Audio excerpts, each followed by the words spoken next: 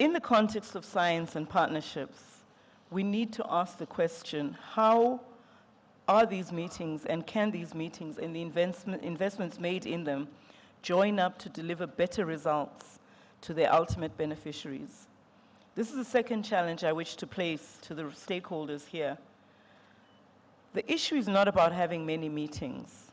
Collaboration requires conversation. It's more about ensuring that the meetings that are joined up, there's a logical flow and there isn't a waste in the duplication, use of resources, and just kind of overlapping conversations.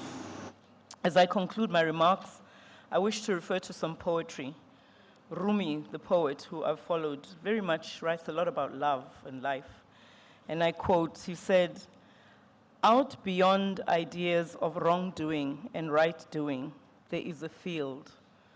I'll meet you there." That's the end of the quote. This quote has been interpreted in very many ways. Like I said, a lot of people refer to it when it comes to love. However, for today and for this week, I choose to refer to the one that says, when we get connected with each other in a space that opens up, when we let go of our ideas of good and bad, of right and wrong, it is there that we make progress. It is my hope, therefore, that as we meet in this field, I know it's 1,000 hills, but let's think of Rwanda as a field. Our collective intention this week should be to connect, to reflect, to construct, to commit, and to ensure accountability to increase the effectiveness of the implementation of our actions. And on that point of intention, I guess I can declare the conference open, or at least I can move us closer to opening the conference. Thank you. Another round of applause to Dr. Bonjire. Thank you very much for the beautiful remarks. We're now going to follow goodwill messages from FARA's partners who have not been able to make it here. Starting with the Director General of ITA, 1CGIA, Africa, Dr. Simeon. Ehui, please turn your attention to the screens. Introducing SPAC2024 opening plenary speaker Dr. Simeon Ehui, a distinguished leader in agriculture and sustainable development with over 30 years of experience. Dr. Ehui became the Director General of the IITA, following his role as the World Bank's Regional Director for Sustainable Development for West and Central Africa in August 2023. At the World Bank, he also served as Director of the Food and Agriculture Global Practice and Manager of Agriculture and Water in South Asia and Africa. As CGIAR Director for Continental Africa, Dr. Ehui has significantly enhanced the organization's impact on the continent and is a key member of CGIAR's senior leadership team. Distinguished ladies and gentlemen, kindly join me in welcoming up the stage Dr. Simeon Ehui, the Director General of the IITA. Dear distinguished guests, esteemed colleagues, and partners in agricultural development, it is with great pleasure and profound gratitude that I address you today at the opening of the FARA Science and Partnership for Agriculture Conference in the vibrant city of Kigali. On behalf of the CGIAR, I extend a warm welcome to all participants, partners, and stakeholders who have gathered for this important event.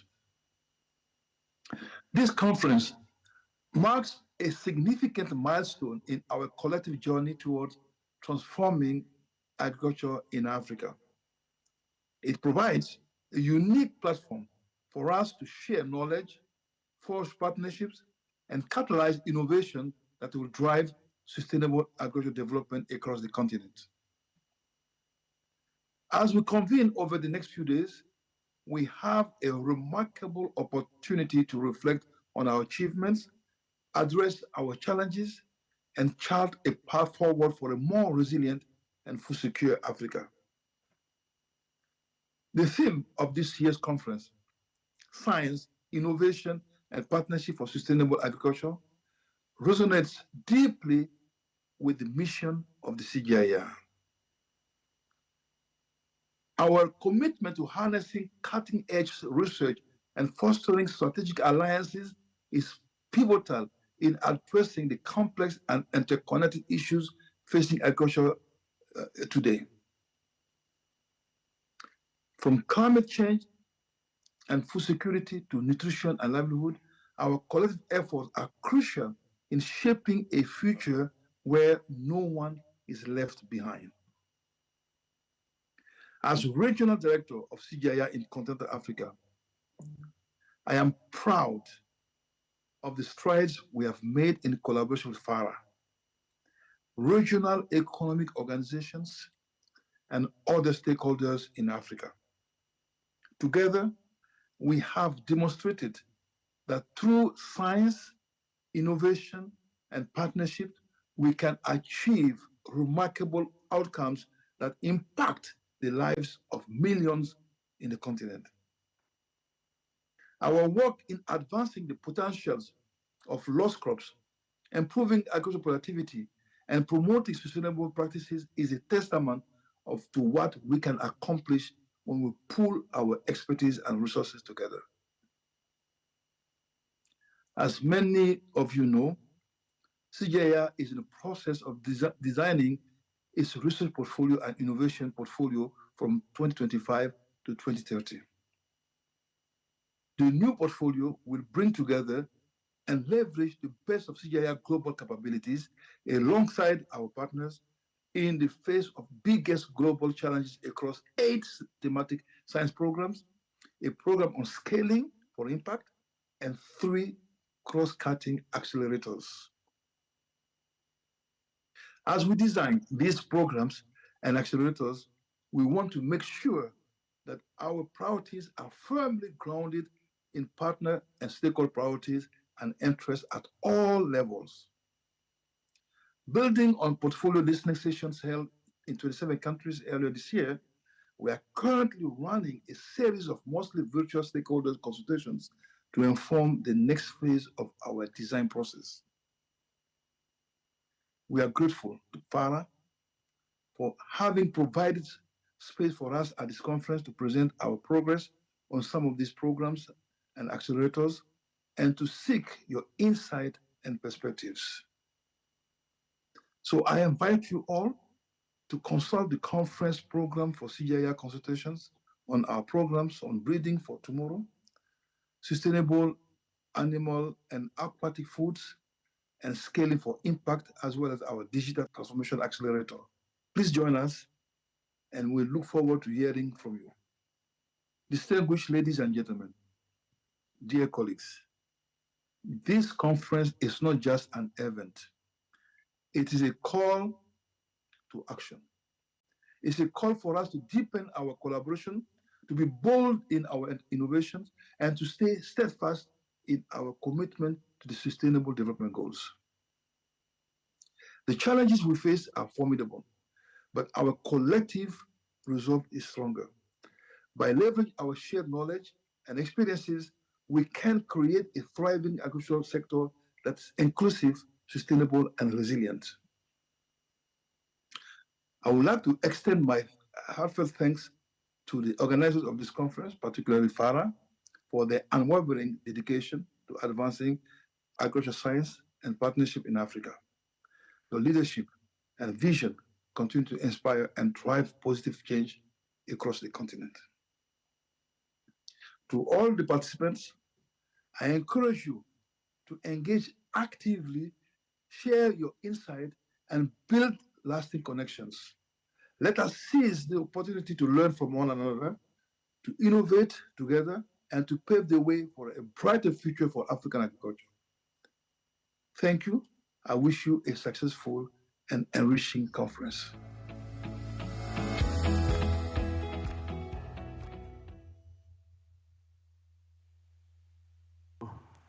Allow me once again to thank Dr. Simeon Ehui and the entire team at IITA.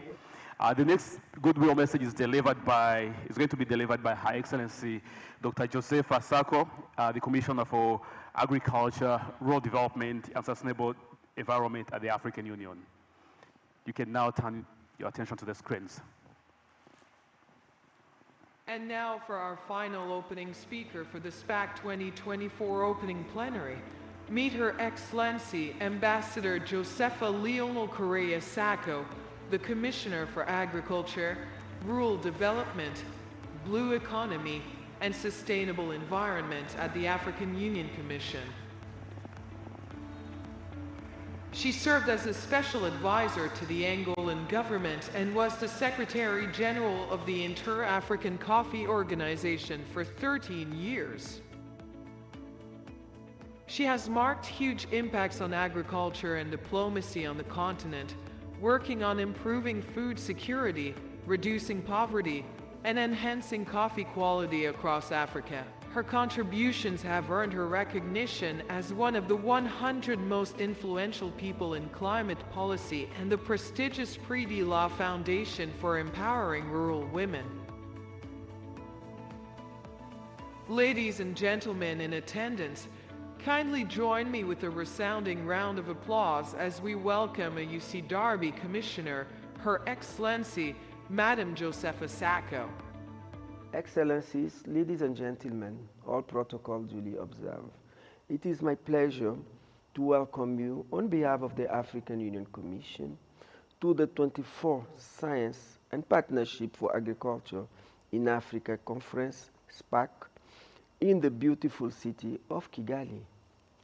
I extend my greetings to FARA, to CADEP XP4 Group, CORAF, C. Cadreza, Azareka, and FAS, and our esteemed partners for their unwavering support in advancing Africa's agricultural research agenda. The African Union and EU partnership has been pivotal in boosting Africa's agricultural efforts. The European Commission's the DESIRA Fund has also strengthened CADEP XP4 capacity, promoting climate-smart agriculture and the resilient farming system. The SPAC conference is a crucial platform to assess our progress in knowledge generation, policy development, and capacity building. It sets the agenda for future action and solution. In 2022, you focused on strengthening climate-smart agriculture, highlighting the need to halve soil degeneration and enhance soil health. Equally, the recently held 2024 Africa Fertilizer and Soil Health Summit led to the adoption of the African Fertilizer and Soil Health Action Plan. This year's theme, Partnership for Food System Transition on the Climate Change, Soil Health, and Biodiversity Crisis, addresses critical issues requiring immediate solution. It aligns with the 2024 Nairobi Declaration, which sets a target of restoring soil health on 30% of degraded soil by 2034.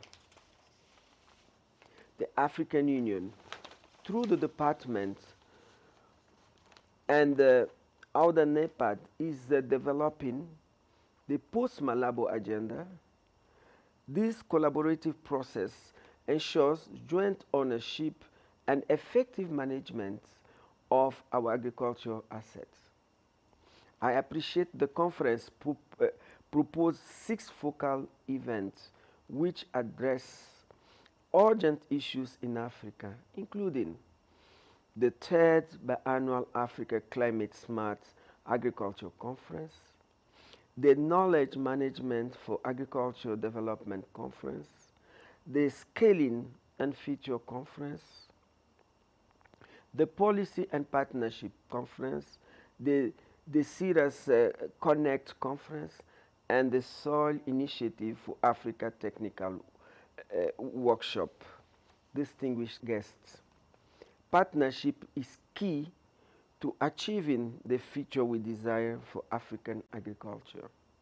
We must ensure accountability and engage all stakeholders to achieve impactful outcomes.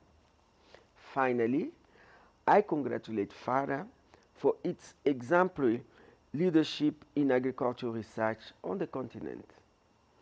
Your efforts continue to drive innovation and a sustainable and prosperous future for African agriculture. I thank you once again. Merci beaucoup. Shukran. Muitas gracias. Muito obrigada. Asante sana.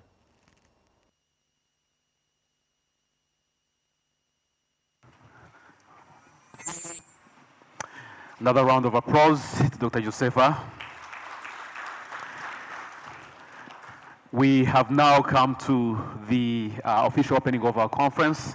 And ladies and gentlemen, join me to welcome on stage the Permanent Secretary of the Ministry of Agriculture and Animal Resources, Dr. Olivier Kamana, who's representing the Minister of Agriculture and Animal Resources.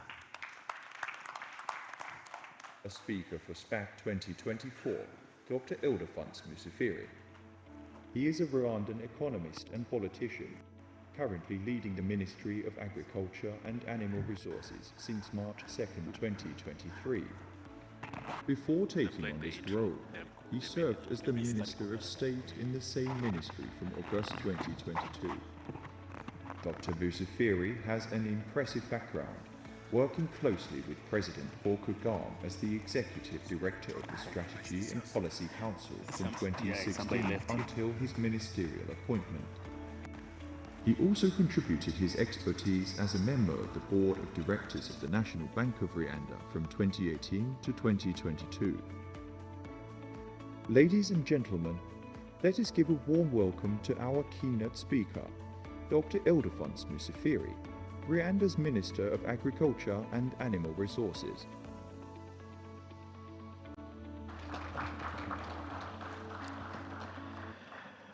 Distinguished guests, all protocols observed. As you can see, I'm back to stand here for our Honorable Dr. Ildefonso Musafiri, who is busy with other assignments, but I'm here to convey his message. First of all, greetings and welcome to Rwanda, our very beautiful country. If I say so, I'm not being so proud, but you will see the reality on the ground. Our country is welcoming and is very happy to see you and to have you for this conference. I hope you are going to enjoy your stay. It's an honor and a great pleasure for me to welcome you all to this international conference on Science and Partnerships for Agriculture Conference, SPAC2024, organized in collaboration with the Forum for Agricultural Research in Africa, commonly known as FARA. The conference is resembling eminent personalities, scientists and academia from the African continent and beyond. I wish you all a warmest welcome and a pleasant stay in our beautiful and green city, Kigali, the capital of the country of 1,000 hills. So if you go around, you will see that we have 1,000 hills, beautiful hills, with a very nice climate.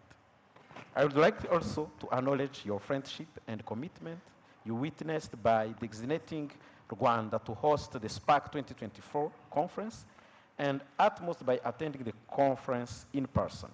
Distinguished guests, ladies and gentlemen, this conference is foreseen to provide the best opportunity for strengthening partnerships and leveraging on scientific exchange and knowledge sharing, while responding to the development agendas aspired for at our continental level, namely the Agenda 2063, the CAADP, and the United Nations Sustainable Development Goals. Nevertheless, the majority of African economies exhibit a persistent yield gap, low technology adoption, limited agricultural manufacturing and value addition, inadequate infrastructure to trade within and beyond Africa, as well as effects from geopolitical impediments.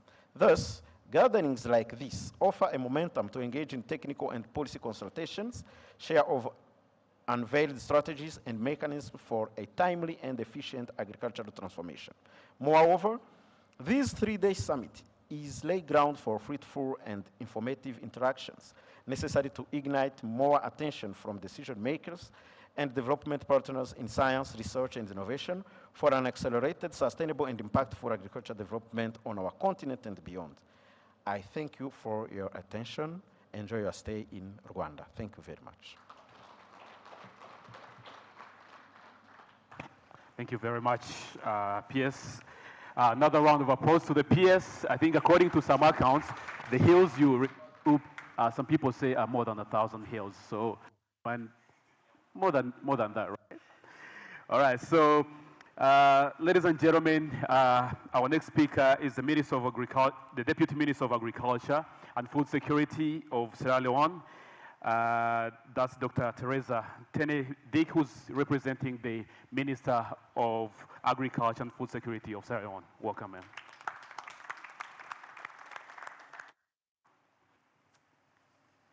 Now, introducing our second keynote speaker, Dr. Henry Musa, Minister of Agriculture for Sierra Leone. He is a Harvard and London School of Economics alumnus. Dr. Kpaka brings vast experience from multinational development institutions across Africa. Before his current role, he served as Chief Technical Advisor in the Office of the President, part of the Tony Blair Global Institute Advisory Team, and advised the Minister of Agriculture. At the International Institute of Tropical Agriculture, he co-managed a $10 million project with Tanzania and Uganda. He also managed agricultural portfolios at the Gates Foundation and developed policy interventions at the World Bank.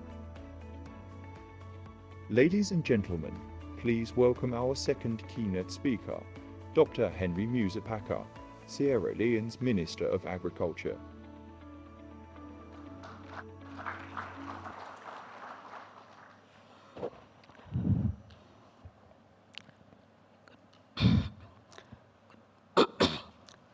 Good morning, ladies and gentlemen. Sorry, I have cold from the heavily rainfall in Sierra Leone. So I really have to exact some strength so that I can read the speech. I am Dr. Teresa Tene-Dick again, the Deputy Minister, one of the Ministry of Agriculture and Food Security in Sierra Leone. The Permanent Secretary of the Ministry of Agriculture and Animal Resources, Rwanda. The Executive Director of FARA, the Director General of the Online. This is on my special honors to recognize him as I am standing here. IITA contributed to my status. Fellow speakers, thank you, ma'am. Distinguished ladies and gentlemen, distinguished organizers, all protocols observed. I am honored to stand before you today, representing the Minister of Agriculture and Food Security, Honorable Dr. Henry Musa Kpaka, who is unavoidably absent due to last-minute development that required his presence. He sends his profound apologies for not being able to participate in this very important gathering of the Science and Partnership for Agriculture Conference, SPAC, which serves as a crucial platform for driving agricultural innovation and collaboration across Africa. I extend my heart's gratitude to the Forum of Agricultural Research in Africa, the Rwanda Agricultural and Animal Resources Board, the RAB, and the government of Rwanda for their exceptional efforts in organizing this great event.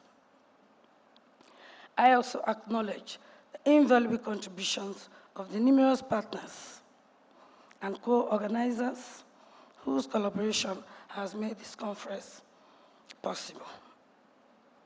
The theme of this conference, Science and Partnerships for Agriculture, is particularly relevant in today's context. As we navigate the complexities and challenges of agricultural development in Africa, the importance of partnerships cannot be overstated.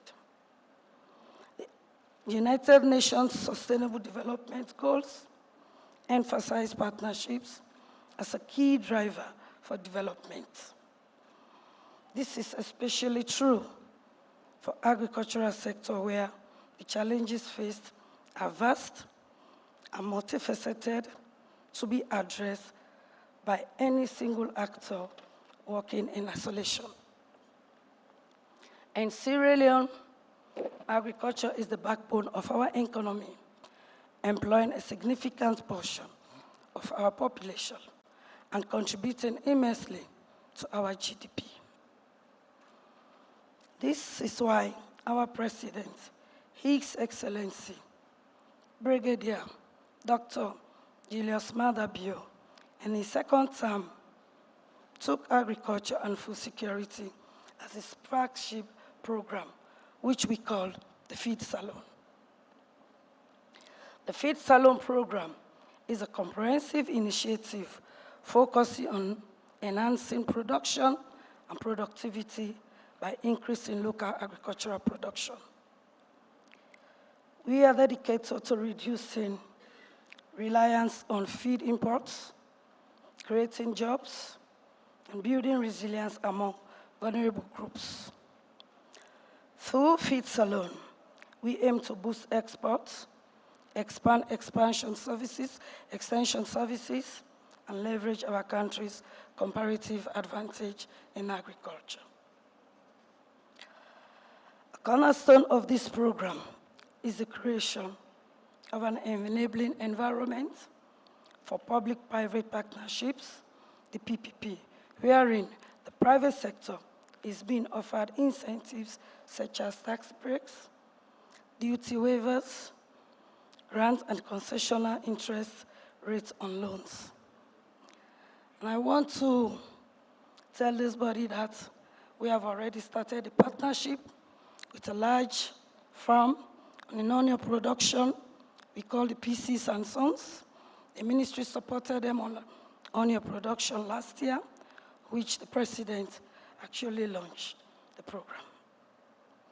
Our goal is to foster an ecosystem where the private sector thrives and contributes to driving innovation and growth. Partnership with international organizations and institutions play a pivotal role in this transformation.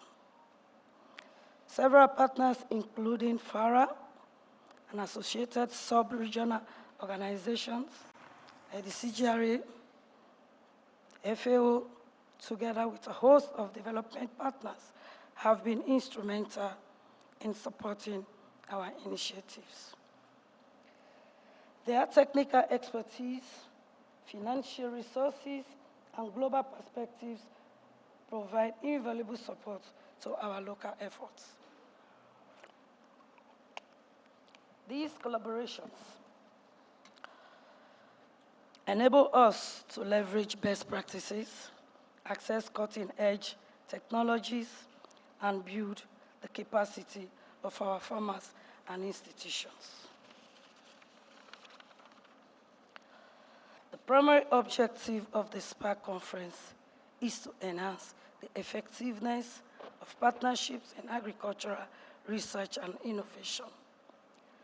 We aim to take the stock of progress in key initiatives, share valuable lessons, and provide a platform for stakeholders to contribute to the post-Malibu CADEP agenda. This conference is also an opportunity to identify collective actions required to achieve our continent's agricultural development targets and to ensure coherence in the planning and implementation of these actions. The role of scientific research and innovation in agriculture cannot be overemphasized. Developing national food systems pathways is crucial for improving food and nutrition security. In Sierra Leone, the Sierra Leone Research Agricultural Institution, which I made to be one of the workers, is a constituent of FARA through CORAF, plays a pivotal role in driving research and innovation. With support from FARA and CORAF, we have developed a national strategy for agricultural research and development to build a sustainable pipeline to appropriate technologies, including high-quality seeds for targeted value chains. We also align our strategies with continental and sub-regional frameworks like CADEP and ECOWAP. FARA has rendered support to Sierra Leone over the years in several capacities. The Donata through IPTAP project supported Slurry to develop the Slickers variety that is popular with farmers in Sierra Leone. The REA is also one of the projects of Sierra Leone benefited from in alleviating several constraints affecting the performance, especially institutional weakness related to ICT infrastructure, which was critical in capacitating our scientists. FARA built this infrastructure, and I want to take a special opportunity to thank FARA for the support for Slurry. FARA also supports the National Investment Plan, which is part of the CADEP Agenda 2063 continental initiatives that aims to help Africa countries to eliminate hunger and reduce poverty. Collaboration is the heart of our agricultural strategy.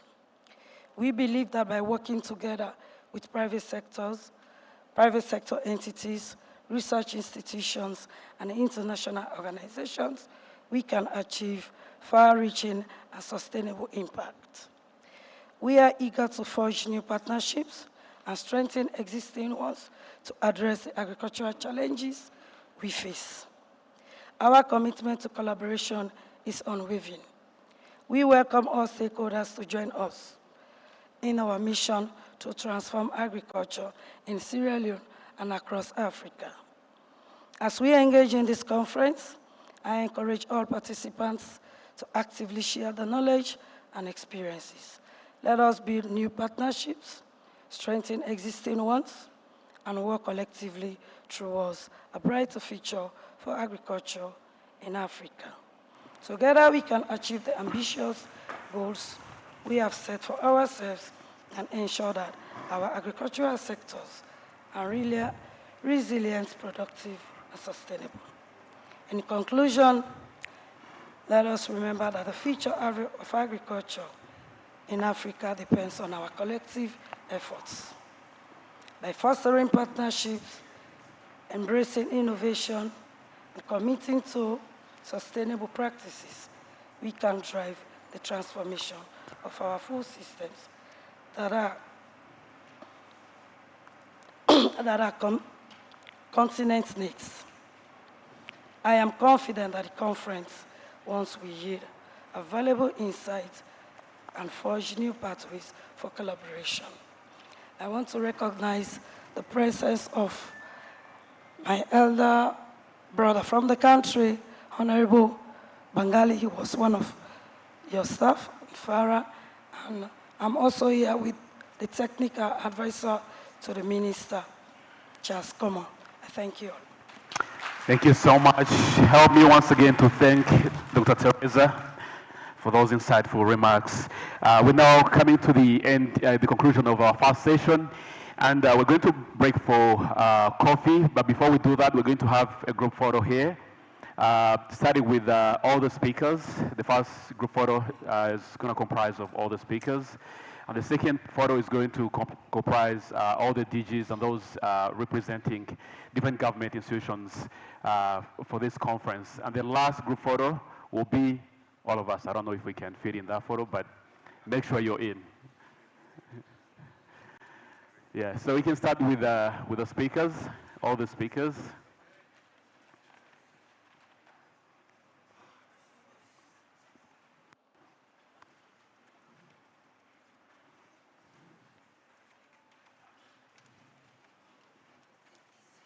I think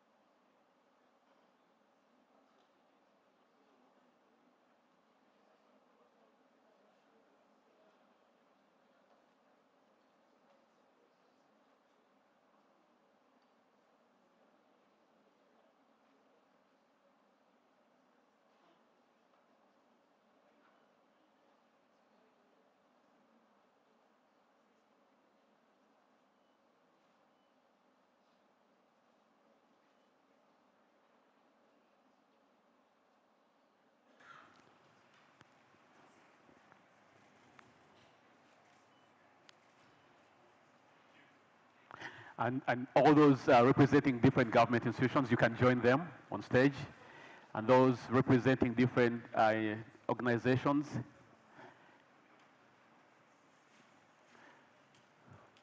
so there are no government representatives here. Huh?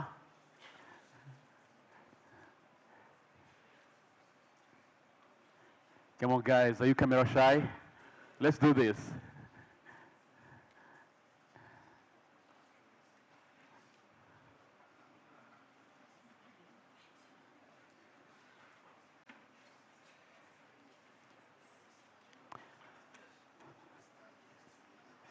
You can just stand behind.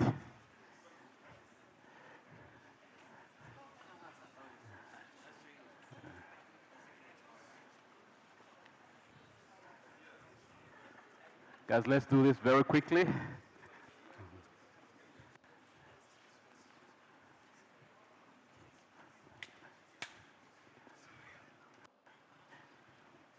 Yeah, you can come closer. There's still a very big space in the middle.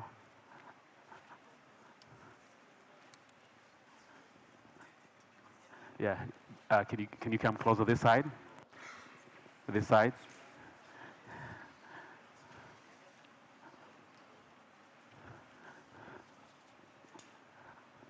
You can go on the other side. Yeah.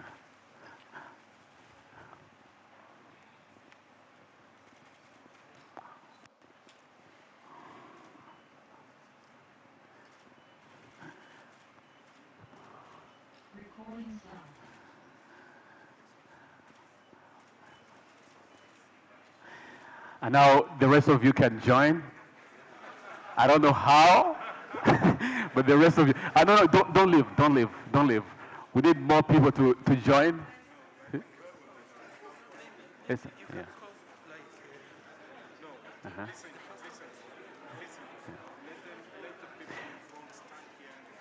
Okay, so, the guys are advising, some of you can come in front, and then the rest will go behind. Yeah. See.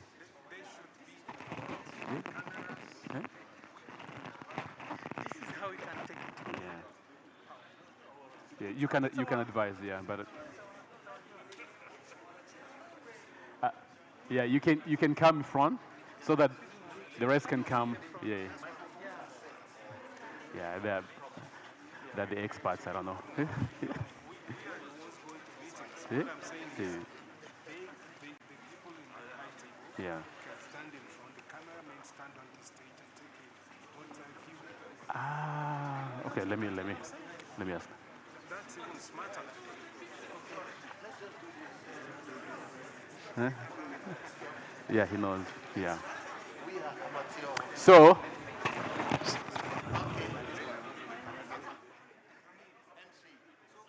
yeah. Okay. So for those of you who won't be able to join, you can remain seated. Let me see. But I think there's still a very big space behind, so I don't know why we can't join them. Yeah. Okay.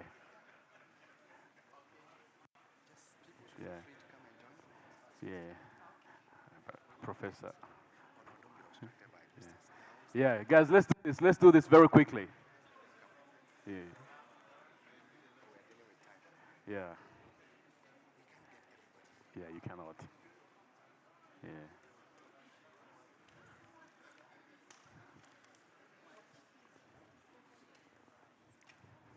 You guys are camera shy? You don't care about photos?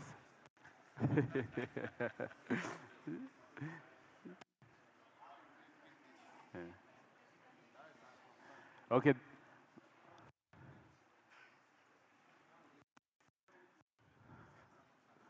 I think some of you can go behind. Like, yeah. Mm.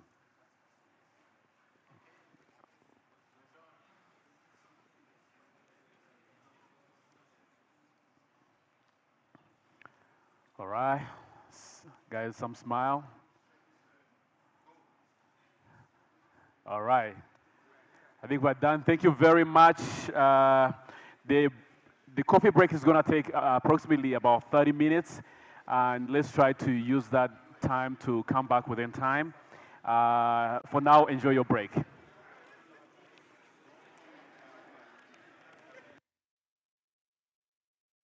problem we have is that the problem is too big. The problem is too big. And the progress is very slow. It is not meeting up with the level of challenges that is facing us. Think about population. So slowness of the progress is a problem. Scale up of the issues. Even where we have made progress, they are so isolated. Departments, institutions, particular organizations, or one particular businesswoman or man. We need to find ways of actually scaling up. Issue of dependence of money from someone else. You know, we just want someone else to come and shave our hair when we go to sleep. Donor fatigue, both internal and external. It is there. Those of us who watch in the research space, we know some people who don't want to entertain our proposals anymore. Those are issues. What about the private sector in African agribusiness? What is wrong? What is going on here? Well, a lot of rich people in agribusiness. Many of us who have done research in other climates and other environments, we get funded from the private sector to drive research and innovation. To what extent is the private sector involved in all this? Because policy alone is not enough. Training alone is not enough. Having the technology available is not enough. It's a combination of all the various role players. So we need to start thinking about how do we energize the private sector? How do we energize it as a research and university system? These are issues. So there's a lot of leadership on the continent. As I said earlier, progress has been made. African Union has led. You can see CADAP provide framework for what we are doing. And a lot of things have come out of it. STISA, and so on and so forth. On the right-hand side, huge progress. NEPAD has transformed into AUDA NEPAD, right?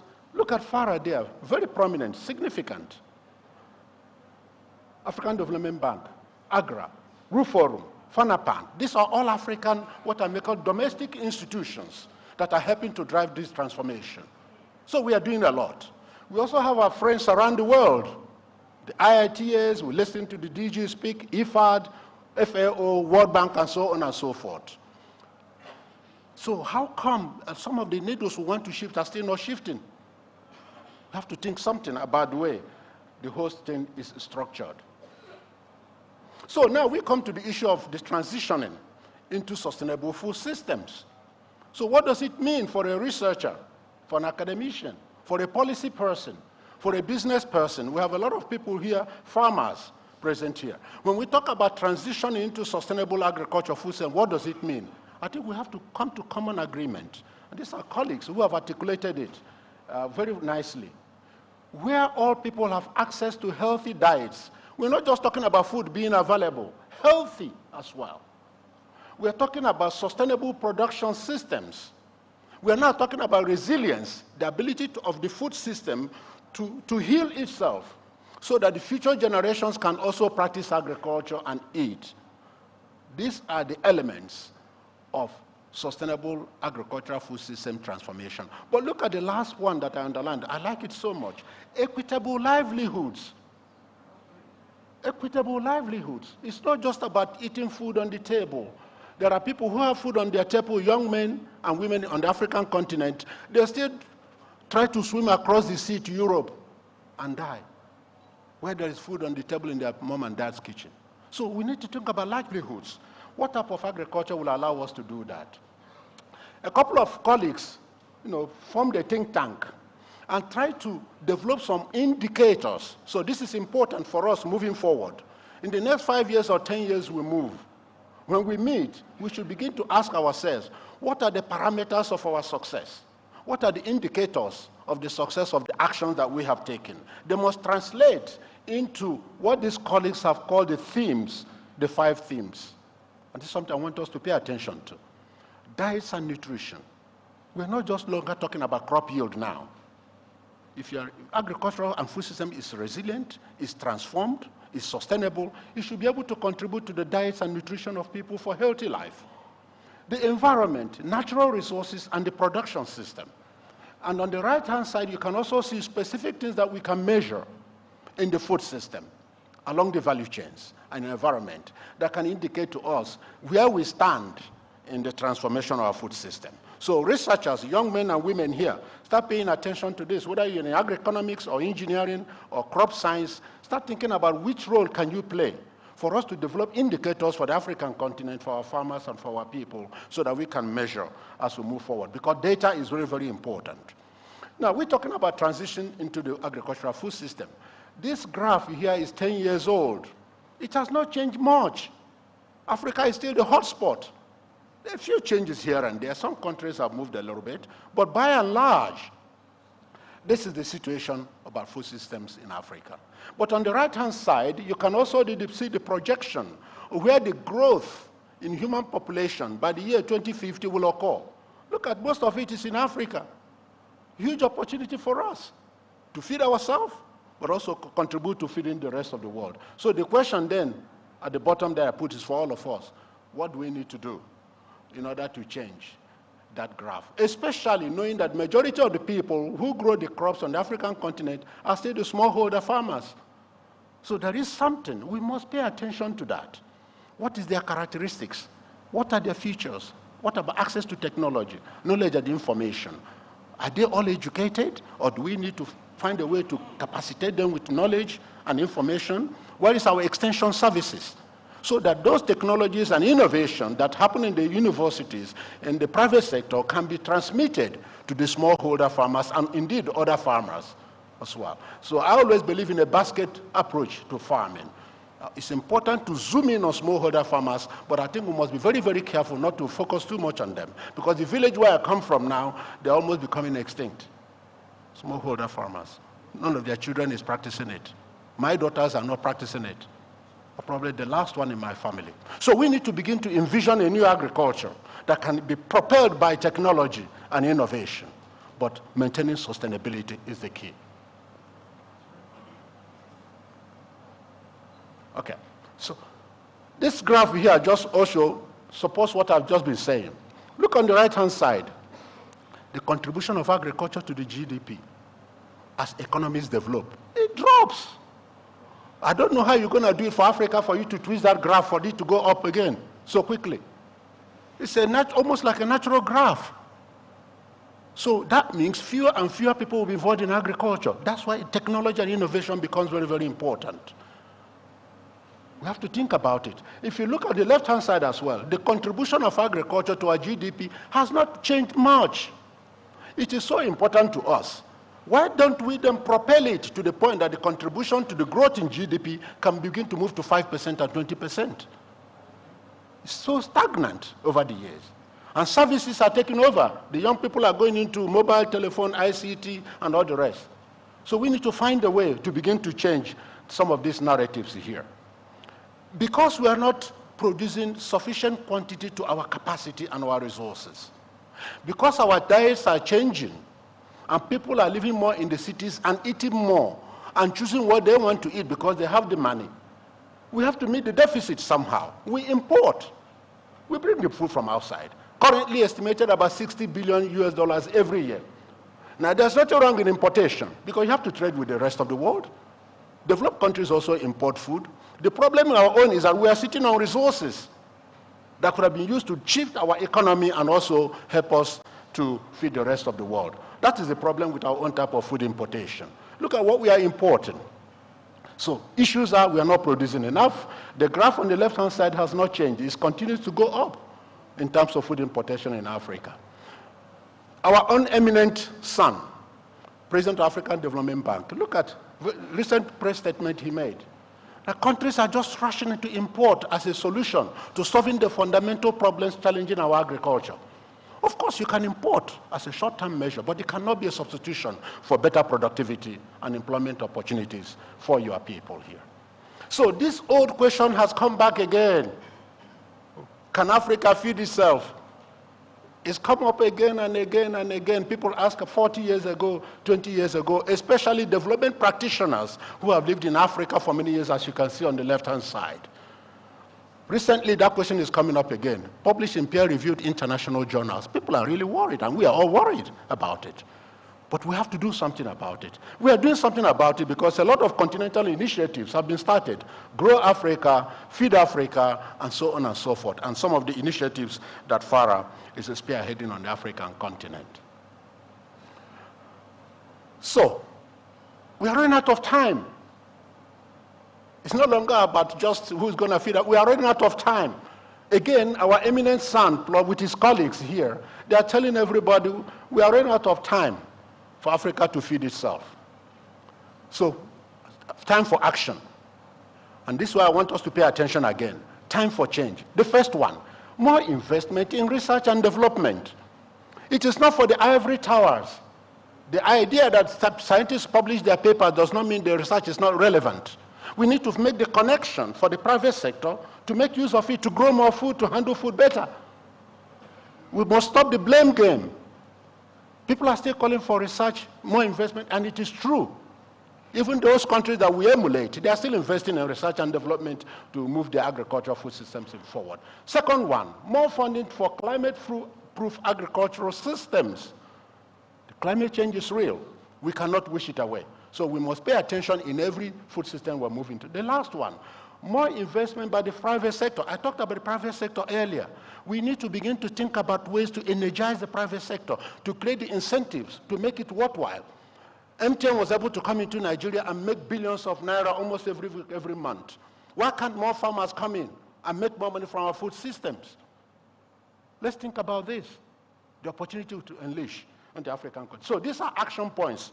And that's why I took that from. So the solution moving forward, the general mantra in the literature among development partners, friends, academicians is let's grow more food. Yes, where it is possible to do so sustainably, looking at those elements of sustainable agri-food, we should do that. But in most cases, we are losing more than 50% of what we are producing. And the irony is that most people don't see them. I see them because I'm a researcher in that area. I go to the farms. I see crop left in the field.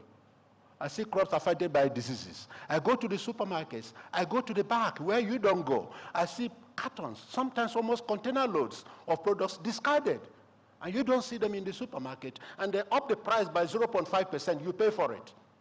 So post-harvest loss is a big problem. So what we are saying, especially on the African continent, is that we must incorporate the element of saving Africa's harvest as an important aspect of our agricultural food systems transformation. We must make it part of the policy, not just as an afterthought after increasing production. We must save Africa's harvest.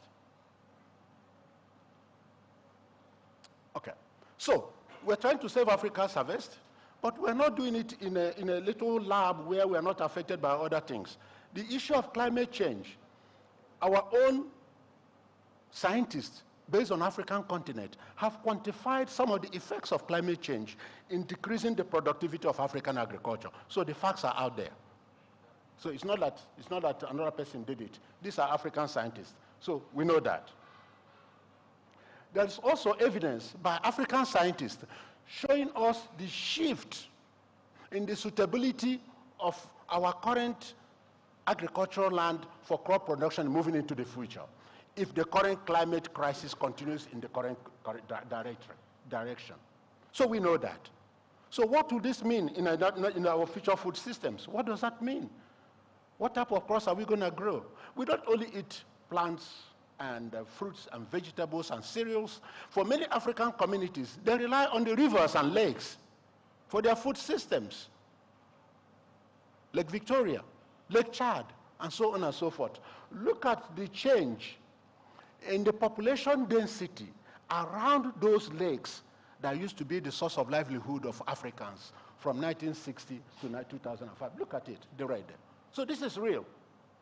This is real. So we have to do something about it. It's not just about fruit and vegetables. So we are doing something about it. We know that African soils are not healthy. We know that African soils are hungry. They need nutrients, just like you and I need nutrients. We know that African soils are also thirsty for them to improve the carrying capacity for crops and livestock. The evidence is there. So recently, we now hear about the fertilizer and soil health program in Africa, which FARA and other partners are spearheading. So AUDA NEPAD also very, very prominent in this area. So the problem has been recognized. It has been quantified. The next now is action. What do we do about it? Look at the quality of African soil. Look at the pH level. Moving more to becoming unproductive for agriculture. All the indicators, amount of carbon in the soil, it's not enough to carry crops that can feed Africa and contribute to the rest of the world. So these are the opportunities for us to get more knowledge to address the problem. Researchers, these issues become of worry to us so that we can provide the evidence to guide policy and possibly investment in those areas. And our good friend Pedro Sanchez, he won the World Food Prize in 2002, mostly work he had done on the African continent. The problem has not gone away. Just last 2015, he wrote this article in Nature Plants, suggesting that Africa was on the route to plentiful food production. I know Pedro. Pedro is very, very enthusiastic, very positive, like myself, about Africa. But most of us know that that sense of optimism is not always backed by things on the ground. And so it was not surprising that as soon as he wrote that article, our African Bank president and a couple of other colleagues came together. Look at the note they wrote to the editor. Said, Pedro Sanchez sketched a very optimistic picture of the future of food production in Africa. And that is right. However, he did not stress the need to care for our soils. So we must care for our soils. This is important to follow this kind of story so we can see opportunity for intervention. That is what we want to talk about during my presentation. We want to find the spaces where we can play a role. And recently also, our colleagues, Thomas Jane and his colleagues, have also looked at what do we now need to do from a research and development perspective. And this is where the role of FARA becomes important in terms of coordination. Look at what they are saying here. Based on a series of analysis, I just want you to pay attention. Look at Africa here at the bottom, sub-Saharan Africa. Look at investment, R&D in agriculture, the smallest compared with the rest of the world, okay? Every indicator, we are the smallest, the lowest. We have to begin to change those kind of statistics. But look, I want us to pay attention. This is where now action comes in. So what do you do as part of NARO, and so on and so forth? First one here, we need to bring strong NAROs. Our regional or national agricultural research system need to be strengthened. It cannot be overemphasized. Our governments will begin to put money where their mouth is. Of course, we have a lot of donors, we have friends who help us, but we need to begin to drum this harder and harder each time we meet. Our donors are helping, but we need to also begin to think about the way we package these programs so that we can focus on building Africa's capacity to continue to do things by themselves. This is important. And the last one here, this issue of workaround. Most of us know the challenges we face in African institutions. You get money, from a donor, you want to do something, the government official, the vice chancellor, somebody tells you you have to do it this way and that way. So what most organizations do is that they create a parallel path that will allow them to do something. The danger with that is that capacity is not transferred to build African institutions and people. So we need to find a better way to manage some of these relationships. I'm just going to finish very quickly if this can go. And so we are here now. Farah is leading. He's trying to explain to us what we must do. Farah is proposing a theory of change. And I encourage all of you to go online and read this. I'll put the website there. To begin to think about how we can work together to begin to shift the needle. The type of toolkits that we need, the approach that we need to follow, the kind of portfolio that we need to build together to enable us begin to address this soil fertility, productivity challenges, and so on and so forth. Very, very interesting. I was very, very happy when I saw this online. So, biodiversity.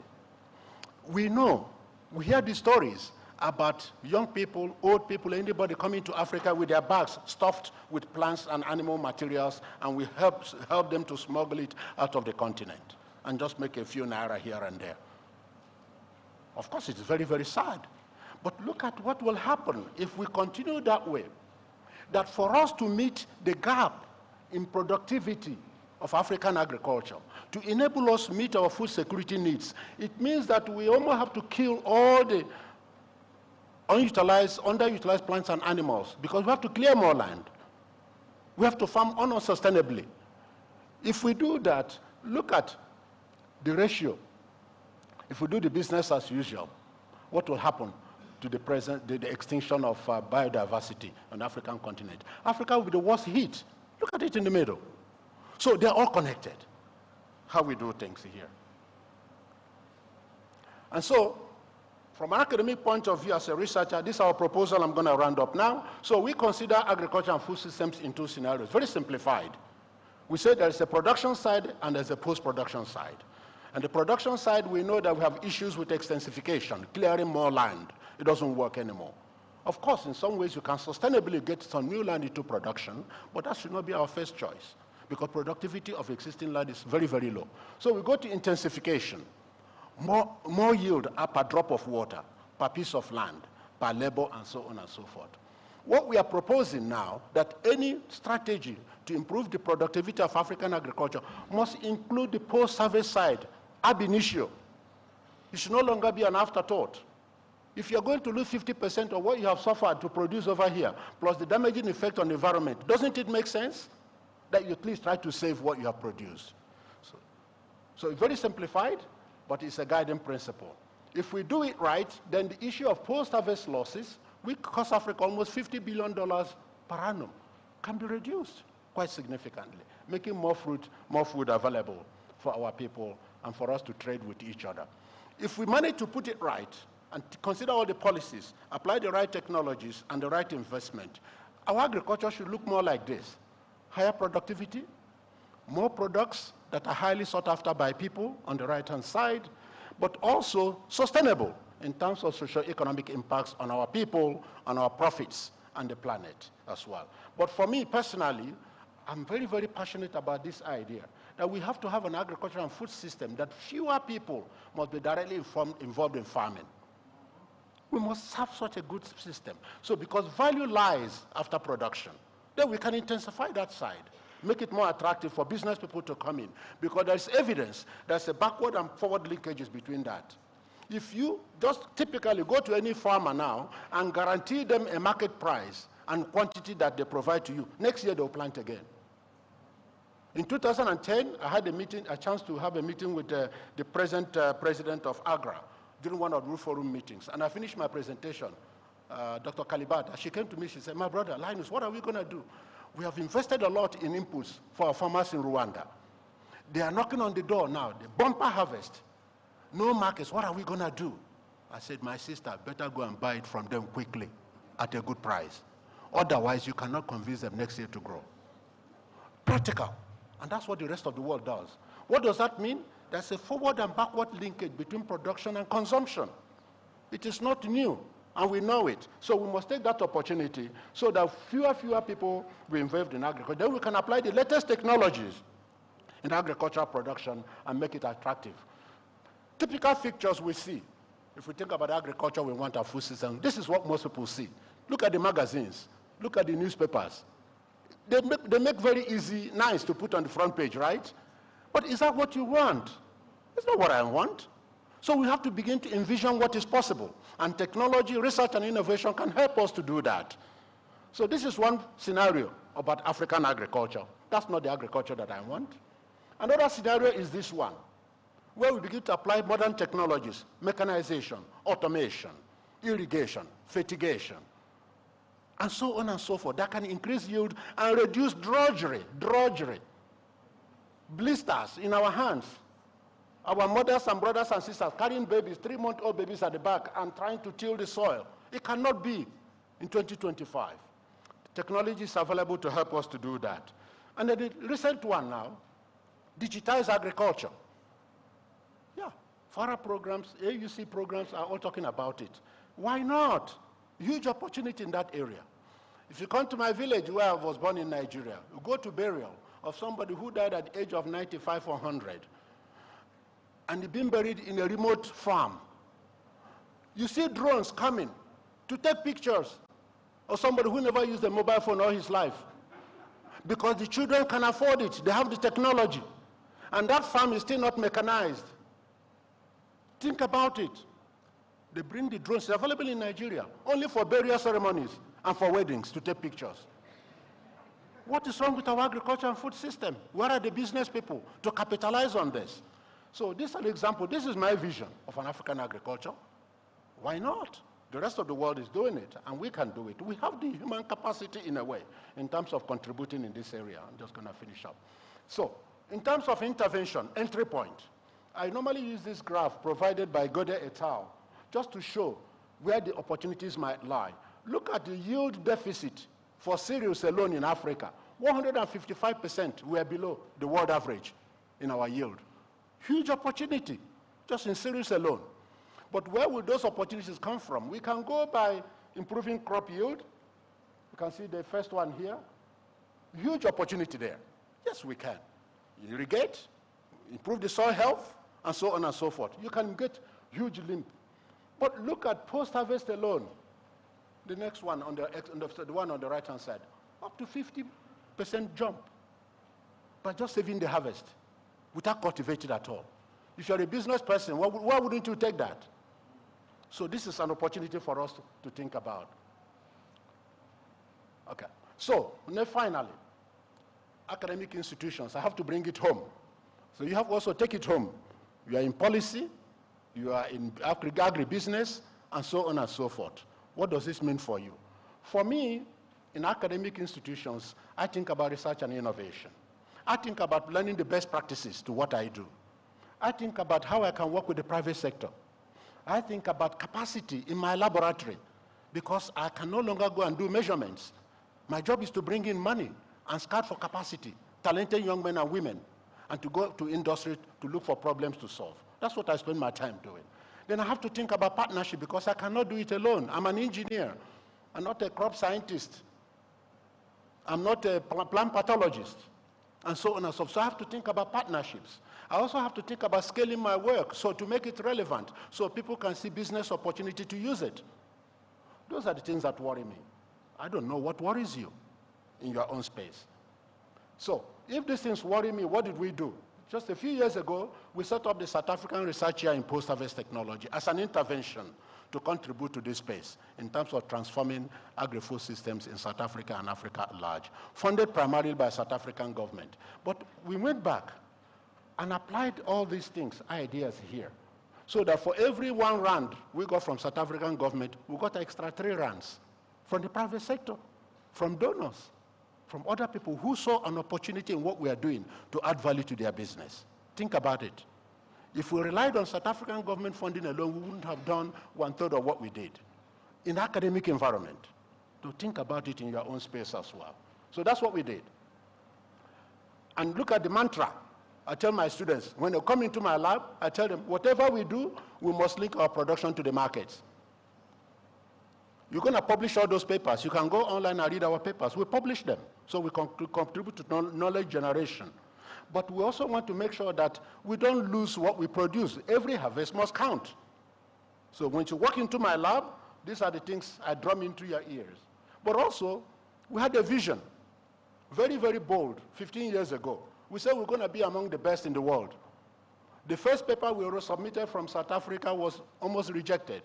They said you can publish it in the local magazine for farmers, and I wrote 5 pages to the editor-in-chief. And the paper was accepted within 12 hours.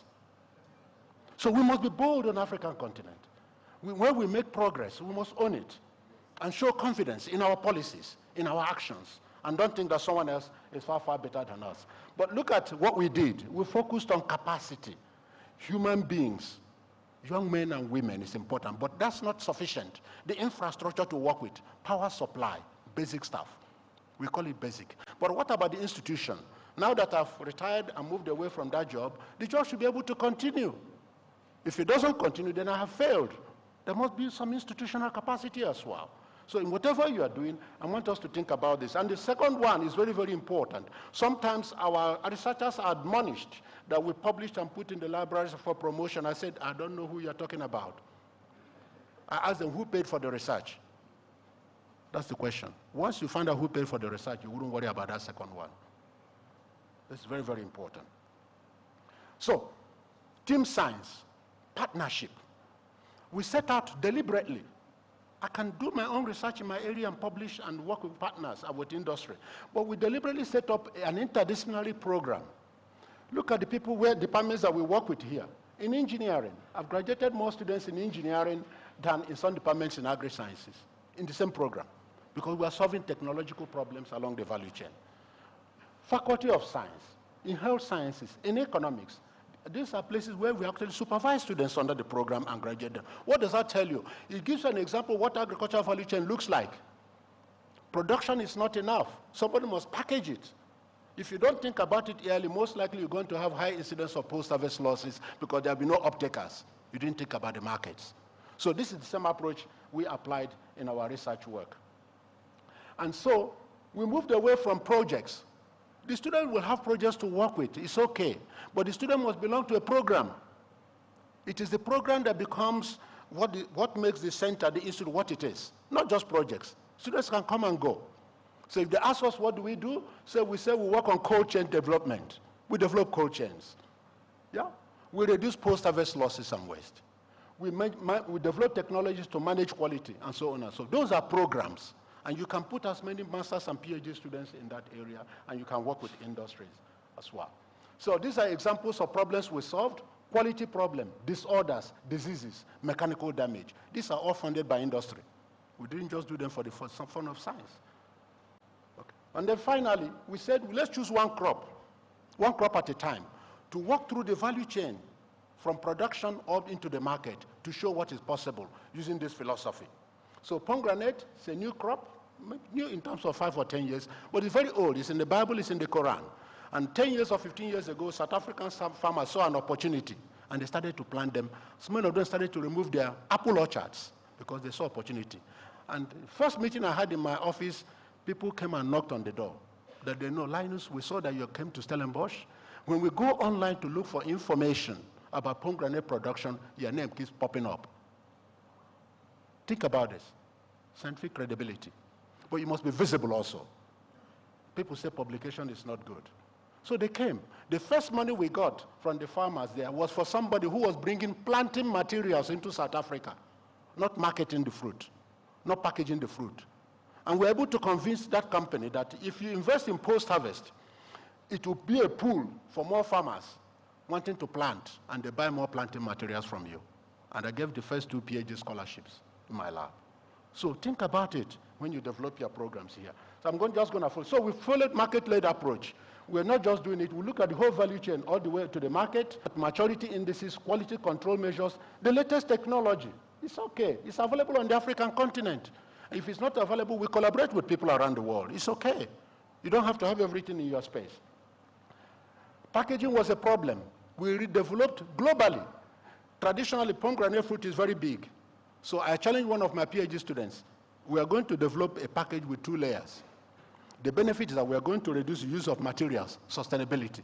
We are going to optimize the space in the shipping containers.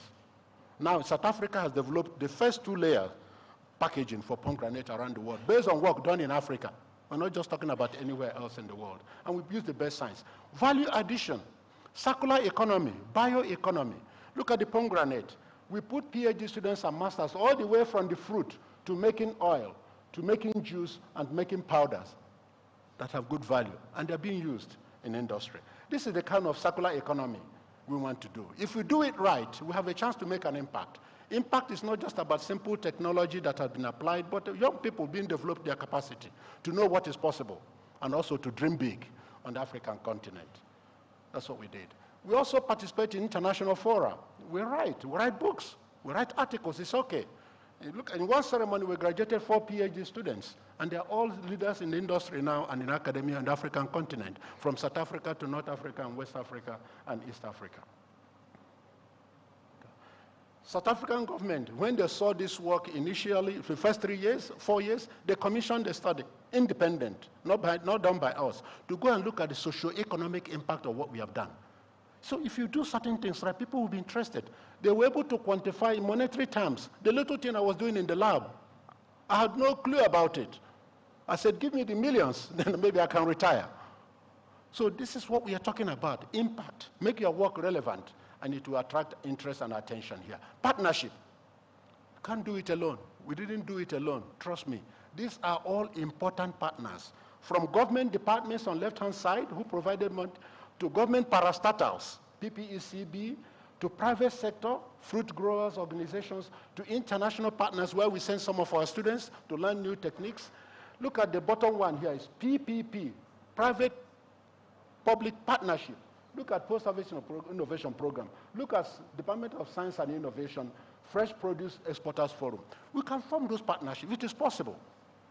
And these are sources of funding that allowed us to do. Look at Roof Forum. We got a lot of students funded through Roof Forum. They came with their scholarship. All I was not able to do is to fund the research component. It allowed us to double the number of graduate students we could supervise. So there are different combinations that's happening on the African continent that we can learn from as best practices and moving forward. And so what are the lessons, my brothers and sisters here? First of all, in your domain, clear vision of what is possible. You have to decide. Second one, you must have a strategy, a plan. If you don't, you just go by the way. You get tired, you get exhausted, and you drop the ball, possibly. Third one, you must begin to do something, action. You must begin to do something, action, one step at a time. Partnerships and networks. We couldn't have done most of these things here without partnership, trust me. Most of the instrumentation, we couldn't afford it. I sent students to Germany, I sent students to UK, but interestingly, my colleagues in Europe also send students to Africa to come to our lab because they believe we have some capacity in particular areas here. We must grow our own timber, this issue of capacity. We may begin to think about what are those critical skills in your ministry, in your agency, in policy that you need. Put one young man or woman into master's or PhD or any other kind of training. Build their capacity so that when you move, somebody can step up, at least close enough, if not even much better than you did while you were there. Multi-channel basket approach to funding. We could have rested on our laurels that South African government gave us guaranteed funding for 5 years. We went beyond that to look for sustainability of the funding. In that way, we're able to double and triple our funding. Low-hanging fruits must be harvested. Show quickly your competence, what you can do to your partners. Don't promise for 10 or 20 years and 4 or 5 years you can't even deliver the smallest thing. And that is very, very important. That's from our own experience. Multidisciplinary teams. Begin to think about programs that can characterize who you are and what you do, and not just projects. Every student walks into your lab and they will tell you, I want to go and look at food losses in whatever, in the Sahara Desert. I say, go ahead, it's your problem. You don't have a program. You are supposed to guide the student, mentor them, show them how to develop proposals, and then later on they can replicate it when they leave. And then the last one here, who are your stakeholders? In everything you do, there must be critical stakeholders. Engage them as early as possible if you can. So after 15 years, we are now trying to move across the continent to see if we can begin to replicate the little success of what we have done. So we have started this UNESCO International Center in Nigeria, located inside the University of Nigeria and Nsukka, and these are the thematic areas. We focus on food security, tropical diseases. But on each side, you can still see those maps about Africa. Look at bioresources. Look at biodiversity extinction map, or the concentration in Africa, huge opportunities for us to work on in those areas. And then on that note, colleagues, I want to thank you for listening to me. My challenge to all of us now is, let's take some action in our own little space. Thank you very much. Ladies and gentlemen, allow me once again to thank Professor Linus Opara for that powerful presentation. I think Professor said somewhere along the way, you must eat some. That is why you should be very interested in agriculture. I think that is a very powerful statement. And I think from the presentation, it's very clear that Africa's agriculture sector has immense potential. But of course, as he said, we still face a lot of challenges. You know, Africa is still food insecure. And, you know, we still face immense challenges. You can't believe that we still import $650 billion worth of food imports. That shouldn't happen for a continent that has 65% of the remaining uncultivated arable land in the world. It must change, right? Right. So he also challenged us that, you know, given that our food systems are not resilient, we must leverage the existing solutions to be able to take our agriculture sector to another level.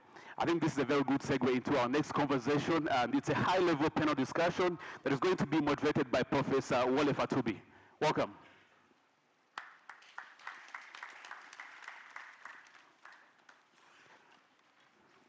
Thank you very much. The Master of Ceremony, and I want to express gratitude to Professor Para again for a very brilliant presentation as usual. The challenges are clear, and you also provide the way forward. I have a duty to quickly perform, and that's to talk about one of our great leaders on the continent who did a lot of work in this sector. He passed on to glory, and that's in person of Dr. Patrick Monty-Jones. Dr. Monty-Jones was the first executive director of FARA.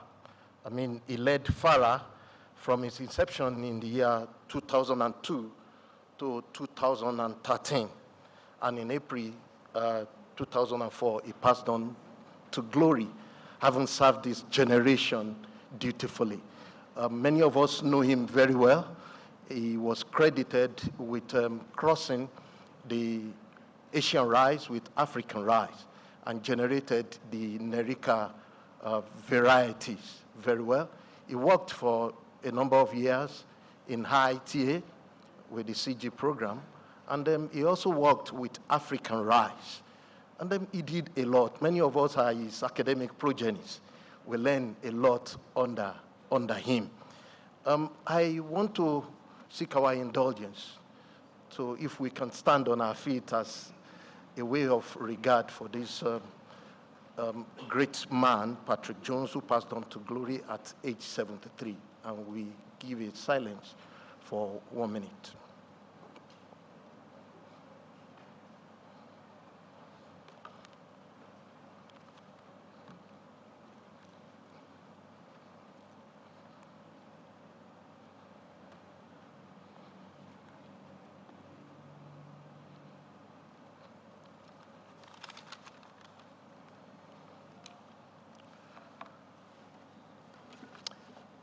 May the gentle soul of Professor Monty rest in perfect peace. Amen. Let's be seated. Yeah. So thank you very much, distinguished ladies and gentlemen. My role is to facilitate high-level panel discussion after this great presentation. That, I mean, you summarized everything again. And I have high-level individuals that are prepared to respond to different components of the discourse this morning. And I will quickly invite them to come to the podium. Can I have my ushers here to take them from their seat to the podium? The first person is still Honorable Dr. Teresa Tenek-Dick, the Deputy Minister 1 for Agriculture in Sierra Leone. You're welcome, Honorable. No, please, where is the usher, please? Let the usher take my dignitaries to their seat. Wow. I'm so glad when I discovered from her profile that she attended one of my universities, Federal University of Agriculture, Abeokuta. So thank you very much for coming. I also want to bring to the podium the Executive Director General of ICIPI, another accomplished scientist, Dr. Abdul Tenkwanu. You know, I read something online about Dr. Abdul Tenkwanu. It reads, he said, he has a very strong track record in management and leadership, resource mobilization, networking, collaboration, and capacity building. So that statement continues, he said, as a result, he has an enviable reputation in African national, regional, continental research and development sector. I think I'm a witness to that. So another round of applause for him, Dr. Tenkwanu. Yeah, we have someone from Europe, Professor Christina Manguas. Professor Christina Manguas is the current Executive Committee Coordinator for CE3C, and is an Associate Professor in the Botany Department, University of Lisboa in Portugal.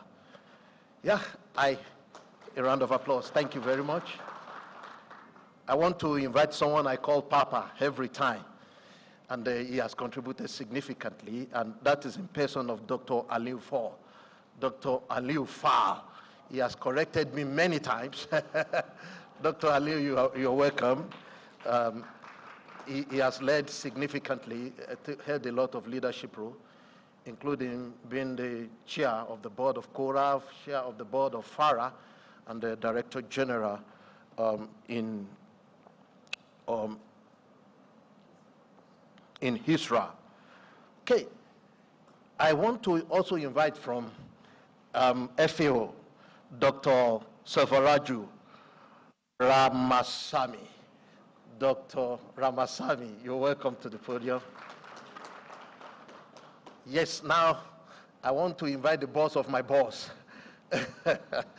Yes, we have, we have projected a profile before, and that is Madam Bongiwe Njobe, the current chairperson of the board of FARA. A round of applause for my board chair. Yes, thank you very much. I would love to stand here and facilitate from this place. And I want to thank you for agreeing to be part of this panel discussion. Now, we've listened carefully to the presentation from Professor Okpara, and we have also interrogated the subject matter ourselves. So I'm going to start from the Deputy Minister from Sierra Leone. And the issue is countries in Africa are facing tough environmental challenges. Biodiversity loss, degrading ecosystem, climate change. And we know Sierra Leone also. That's one country, before you get to the capital, you have to travel by air, travel by sea, and travel by road. You know, very rich, but the soil is also a challenge. I've run through Sierra Leone many times, and I know there are efforts going on. So I want to find out from you, what are the current practical efforts in your country to turn around the food security situation? And possibly on a broader note, what are the key things you think Africa need to give attention to advance partnership for delivery? I want to give you a few minutes to quickly respond to that while I move to others. So, Honorable, you have the floor.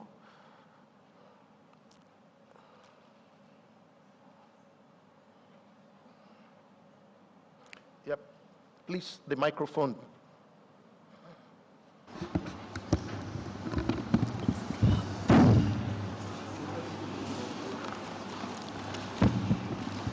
The lady with a female, the masculine voice is here again. Yeah. It's really a challenge for me. I wanted to back off, but then as a leader, you always have to stand up the challenges. For Sierra Leone, of course, as you rightly said, we've been, according to UN, World Bank in 2018, that Sierra Leone is one of the countries being challenged by climate change.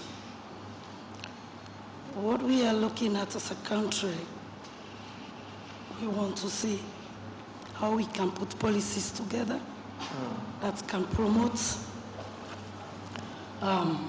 agriculture, can promote partnerships, how we can bring international partners together to discuss some of these challenges in terms of food insecurity. Yeah. Okay, thank you very much. I know you want to give us more, but for your voice at this time, I mean, you are permitted to just go straight to the point. But I'm going to come back to you on that if time permits, because you talked about partnerships. And I look at the partnerships in a broad sense. Okay, partnership with industries. But the biggest partnership we need is partnerships that will finance what we're doing. I mean, what is your government doing in terms of mobilizing local finances to support your big agenda? I'll come back on that. I want to go to Dr. Abdul. Yes. Dr. Abdul, you know, I put it here that Africa is at a crossroad of either getting it right with its food production, food sovereignty, food security, and sustaining its environment. So we are at a crossroad. And you know, it's either we get it right or we leave ourselves and the posterity under the slavery of depending on others to feed our generation. Now, as a leader in the continent, what are those things you anticipate that we should give attention to on the path to success? Of course, the presentation we just had showed us that in the last 2 decades, we are on the path to success, but it's slow. But surely we are making some steps. But what are the things that we need to do to fast track this? And secondly, you know, I've seen 2 pointed area for your institute, ECP. Insect for food and the role of insect in soil health. How do we optimize this great natural asset to gain traction on the continent? So two twins, that's the question I'm posing to you. You have the floor. Thank you. Thank you, Professor. Can you hear me? Please, can you increase the volume of the microphone? Thank you.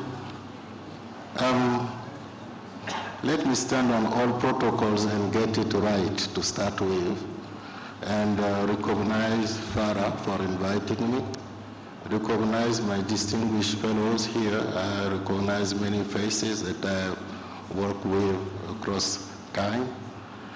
I was particularly happy to see my friend Professor Opara, and thank you for your presentation.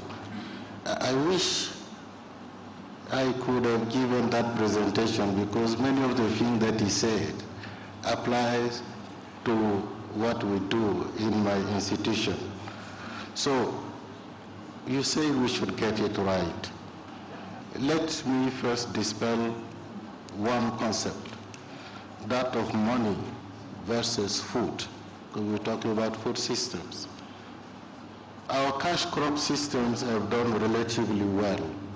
So it's not that we are not able to produce. We have been quite effective for our cash crops to get the money that we have now used to import food that we could have easily produced with the same skills on our continent. It baffles me that when you look at food baskets in Africa, they tend to also be the areas with the highest level of poverty and malnutrition. Why? Because we use those land to produce for money and not for food. So we need to get it right. The second thing is about our youth who are leaving massively our continent in search of, let's call it hope. And at the same time, when you go to airports in Addis and elsewhere, you see a lot of familiar faces that are coming to Africa in search of hope. They know that we have things here, and they come for those things while we are running away from them. So let's get it right. The issue of poverty versus wealth. It has been said that we depend a lot on funding from outside. But if you look at the statistics, the real numbers from the African Development Bank and elsewhere, it shows that the actual amount of money flowing out of Africa exceeds by far the amount of money flowing into Africa. So we do have the money to take care of our future with the right crops, with the right people. So let's get right. Now, having shared those personal views, let me go to the fascinating world of the tiny superheroes of nature that insects are. When we think of insects, we think of them as being harmful. And it is true. Many of them are harmful and contribute to what Professor Opara has said, losses in production. So we can revert that. My institute, ICIPE, the International Center for Insect Physiology and Ecology, was set up more than 50 years ago by an African in the African talent to address some of the issues. We are active in 4 areas: human health, that we look at as an agricultural input. I will not go into that in details. Animal health also. Plant health is perhaps where you are waiting for me. And I would say that we have a number of nature-based solutions like the push and pull technique, whereby you simply intercrop maize with a cover crop that chases away the insect that is coming to be harmful to the crop, and as it is chased away, it is trapped on the side by some grasses that grow also in Africa. The good thing is that as it chases away, it improves the quality of the soil, restored it, and it's not just the fertility level, but also the biome underneath becomes better. And as you harvest the cover crop and the crop on the side and mix them, and you feed goat milk. So this is a holistic system that we believe can be part of our future. You challenged me to speak about the insect for food feed and other uses. Insects produce services. The first and the most important one is pollination service. Without insect, there will be no crops. We agree on that. The second thing is that as they do that, for example, bees, they are very also nice to produce honey, which is useful for many things. We have a big project in Ethiopia and also in part of Kenya with the Mastercard Foundation that has created a lot of jobs for the youth based on the production of honey. And they produce silk. So we get into the industry, the textile industry with insects. This is not something that I'm dreaming about, it is happening. Perhaps one thing that has to do with environment, and that is the last area where we intervene. In our cities, we have huge amount of refuge in which hide a lot of insects that are harmful. The air becomes smelly, and we have difficulties breathing. Insects have come to the rescue. If you hire them essentially as unpaid municipal workers, they come, they take the organic refuse, and they digest it and turn into fertilizer. The residues are like compost that are made in a much shorter time than the normal composting system and provide a mechanism of cleaning the environment and providing something for enriching our soils. Lastly, it also does one thing. Those larvae that are produced by the black soldier fly, that is a name, are also, when you dry them, very rich in protein that go into animal feed, particularly poultry, and we have data showing that this is fantastic. In Kenya, for example, we are reaching a 10% substitution level of animal feed with insect-based protein, which is huge. Permit me to conclude with one last thing here. Those larvae are rich in oils, essential oils that can go into the bakery. You have mentioned food. There are about 2,000 edible insects in the world, about 500 of them are in Africa. Recently, Singapore has decided that 16 of them can become part of the diet. Are we going to wait? We have that here. People who are coming to this continent will know how to eat those insects, might take advantage of them before we are able to take advantage. They are very rich, and I think this is the future. And farming of insects is probably one of the easiest businesses that we can get for the Gen Zs, and some of them, I hope, will be able to testify here one of these days. I've been long, but this is, as I said, a fascinating world that I can be easily speaking of for hours. Thank you, Professor. Oh, thank you. That's a mouthful for us to digest and think about. But there's one big question. What exactly? How do we optimize all this? What are the steps we need to take tomorrow, day after tomorrow, to conscientize the society, to get the private sector into production, into utilization, into this substitution that you talk about and make it plain? If I have time, I'll come back to you on that. And then you have also given a very useful information. The amount of money that goes out of Africa far outweigh what comes into Africa. Okay, let me move on quickly to my board chair, Madam Njobi. You know, I cannot stop to appreciate your good leadership. And when I searched history, I saw that you are once the chair also. You are once the chair also of GFA. So, I mean, global leadership, African leadership, and more than 39 years in the private sector doing great job. So you've seen it all. You know, possibly you should be able to tell us what we are missing.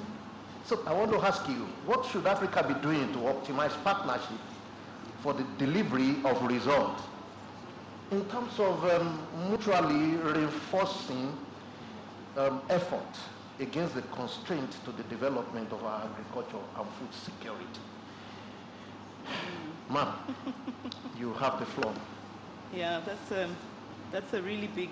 Is the mic going to come on, right? Yeah, please, microphone on the platform. So it was automatic. Yeah, that's a really big challenge that you've asked me to put forward. So I was trying to think about what's the simplest way in which we can focus the mind in addressing this, because I mean, you saw from Dr. Opara's presentation that there's so many different dimensions to any topic. But I think the one thing he did say was we should be thinking about these things from our particular lenses and filters. So I bring several filters or lenses into answering your question, but I end up with one word. The lenses that I'm going to apply are my experience as a technocrat in policy development and implementation in the government of South Africa, private sector experience in the food, in the FMCG sector, both the wonderful beverages sector as well as canned industries, and then my more recent experience working within a bank on trying to shift how finance gets allocated to agriculture, but also how money can be given from a bank for social development.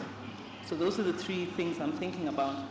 And I think in all of these experiences, you find that a bottleneck that I think we need to tackle is that of accountability. Accountability. So, yeah, accountability. So when we talk about accountability, let's think of it at different levels as well. It's a word that everybody throws around, you know, you get the Nigerian youth protesting, accountability, political accountability, etc. But I mean, it's true, political accountability perhaps in our sector is very important. What is good is that after CADP was started, there was a realization in Malabo that you needed to have something to hold the political leadership to account for. So the Malabo Declaration, with all the indicators, was I want to say now symbolic, but was an instrument that was put in place to try and get political accountability at a continent level. But clearly, we're not getting the full reports from political accountability, and the question is it really the politicians who are unable to deliver, or do we have a problem at the next level, which is professional accountability? The extent to which professionals in the public service actually take responsibility for what they have to do to make things happen in the delivery of programs. This may sound very superficial, but I think it's very real. Public officials have a responsibility to explain to political leaders why certain things can and cannot happen, but they also have the opportunity to help political leaders understand how certain things can happen.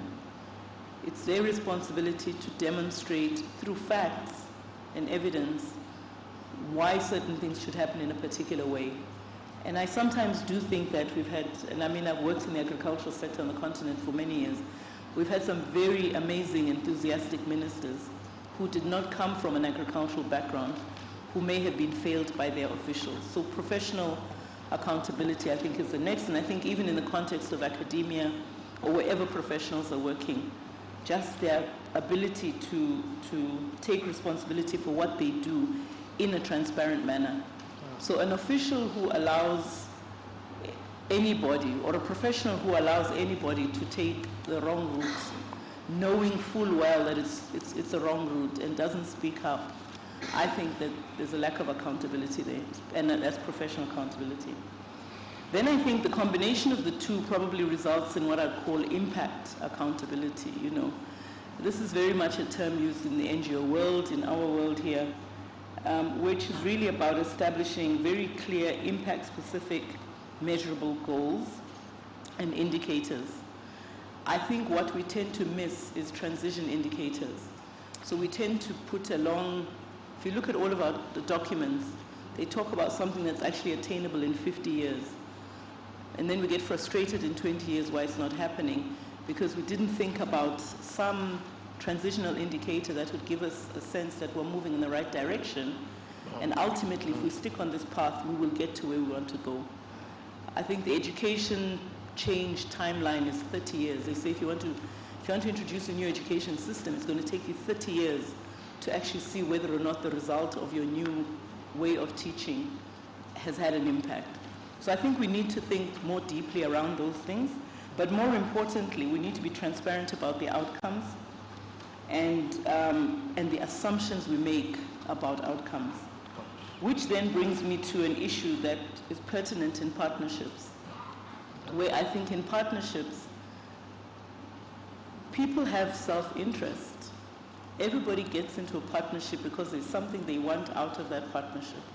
The problem is there isn't accountability in articulating what that interest is.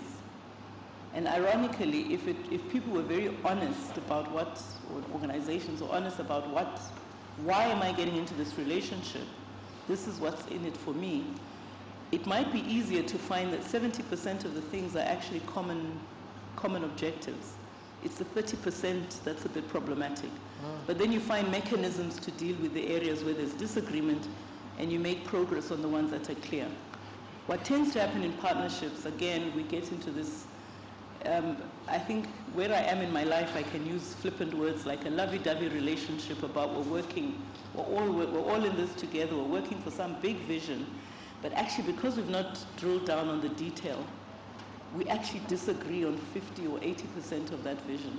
Yeah. So within partnerships, one needs to be very clear about self-interest, and I think that helps articulate what the deliverables should be, but it also allows us to focus on facts when we're assessing the effectiveness of the partnership. The last level of accountability, I think, for me, is the consumers. We tend to forget that we are all consumers of agricultural produce. Now, I am trying to teach myself to be a conscious consumer. So I buy my chicken. For the last 5 years, I've been buying my chicken from somebody who looks like me, who also shares my name. So it's an African woman who's got chicken, and I think in West Africa, those kind of relationships are more prevalent, but they're not necessarily dominant on the continent. Italy, they're very prevalent. People are very conscious consumers. So as conscious consumers, we then procure things where we know what the traceability is. We know that we're supporting black farmers or African farmers or smallholder farmers or whatever it is. But we also know when it comes to climate change that we're being responsible about the use of natural resources. And I'll just end up on a very, again, semi-flippant observation. I've just spent a couple of weeks in the US, and airlines everywhere, hotels, everybody's talking about their sustainability initiatives. Yeah. They give you paper straws and paper cups, you know, this is recycled, everything is so, you know, the language is great. But in the hotel, for the whole day, the air conditioner is running. Okay. And you can't switch it off unless, you know, because there's an automatic one running. Water flows, and all the rubbish is collected in plastic bags. So there's a mismatch. So the language of sustainability, now as a consumer, you walk around and say, I'm eating green and I use recycled material, but you don't complain about the fact that the air conditioner is on for 24 hours of the day, which is an energy issue. So conscious consumption, I think, is going to be another component. I raise it because when we're in partnerships, there are actually actions that we do together. And if we can bring our consumer consciousness into the day-to-day engagements that we have, I think we'll slowly start shifting to having more authentic relationships in these collaborations. I'll stop there. Yeah, thank you very much. I think everything. Yes, thank you for that round of applause for my board chair. This is too brilliant to allow to just go without an applause. I'm picking it strongly. It appears you're saying that the change must start from all of us. Yeah. Conscious consumption. Yeah. Possibly consuming Africa, and that makes me to just think briefly of things that are going on the continent, even with the GFA, forgotten food. Americans are coming strongly with facts, vision for adapted crops and so on. And that aligns also with insects for food and related things. I mean, we need to consume what we can produce easily. Exactly. But more importantly is this subject of accountability that you have raised. It looks like a can of worm, and the problem is actually in the details. Do you think that the partnerships we have on the continent is coordinated well enough? Our audience, have you looked at it? You know, the number of organizations that are doing the same thing are increasing every day. The day a senior person retires, he set up the new organization. All of us go to compete for the same donor funding. Organizations that have mandate, immediately the trajectory moves away, then they change their focus and they begin to marginalize those ones that are not strong. Is our partnership on the continent truly coordinated? This is just words for thought. I'm not going to put you on the spot, my board chair. If I may just say one thing on that, it's to say that, so my first point around self-interest. So if you authentically know that you disagree with somebody with whom you're going into a collaborative relationship, at least you know that if this person doesn't, when things go wrong, I'm going to jump and create a duplicate entity. But if you've been honest on both sides, there's no reason for duplication. Yeah. Because you rather come and strengthen the ship that is going, and it's, I mean, collaboration has transaction costs, very high transaction costs. So I think there's quite a lot of wastage, just in terms of, I mean, I spoke earlier on around the number of meetings. Now, I always think of the carbon miles that were accumulating, how many new hotels are going to be set up because we're having all these meetings. But that doesn't solve the agricultural problem. So I think the transaction costs, the overhead costs of collaboration, we need to think deeply about how can you optimize them. COVID taught us a lot, but I think we've lost those lessons. So yeah, there's a lot more one can say, but I think that self-interest issue for me is at the core. Thank you very much. I think we continue to think on that and see ways to do it. I want to come to my very good friend, Selvaraju from FAO. Yeah, thank you for coming around. And then we all know that FAO is a strong partner in global development, and FAO RAF is doing a great job on the continent in Africa. Of course, you agree with me that a lot is going on with FAO.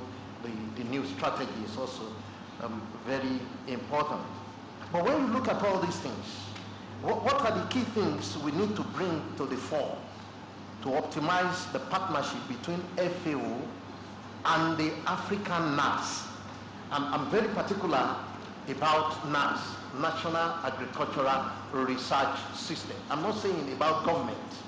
Okay, the NAS also belongs to the government, but it's a conglomerate of all organizations that work on African agricultural research. How do we optimize the FAO partnership to ensure that it delivers smart output for the continent?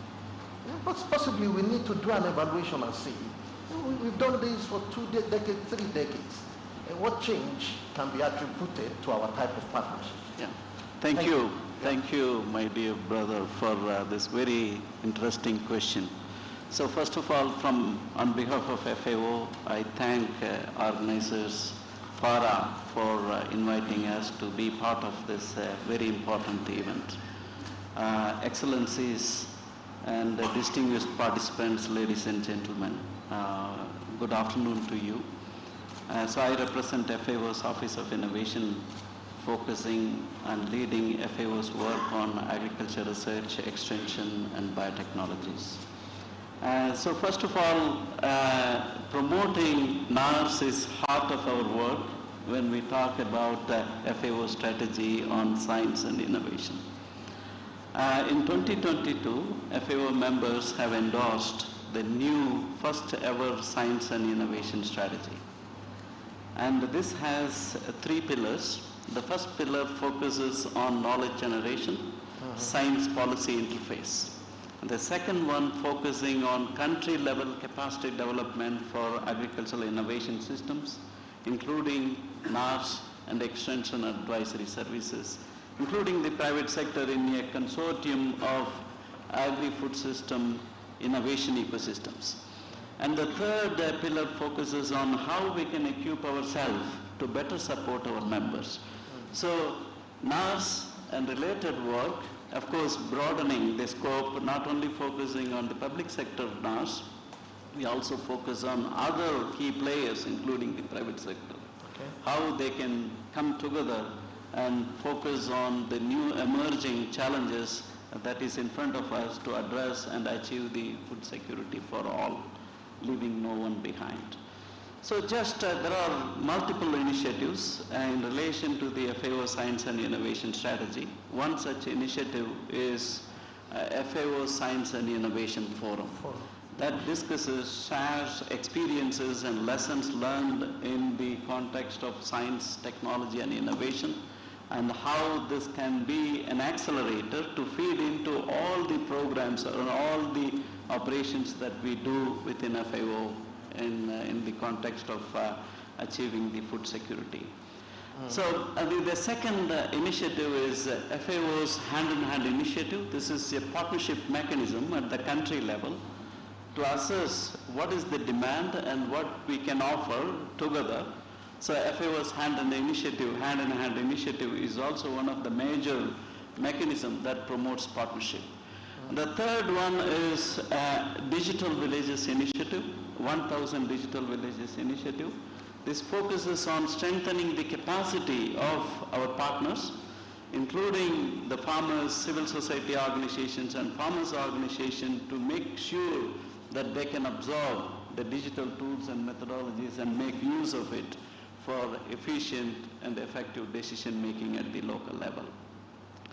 There are many other initiatives. Yes. Probably, I don't need to go and list all of them. I know that. But just I would like to summarize some take-home messages, how we structure our work focusing on the NARS. The first one is, as it was mentioned by our keynote speaker, investment is crucial. Investment in agriculture research is extremely, extremely important. Why I'm saying so is that if you look at the numbers, historical analysis of investment in agriculture research, only 72 cents out of $100 of GDP is being spent for agriculture research. This is globally. When we look at the least developed countries, or low-income developing countries, this number is only 0.34 cents for every $100 agriculture GDP. It's extremely low. The situation has not increased since 1982. Wow. The low-income countries, investment in agriculture research is just 2% of the global total.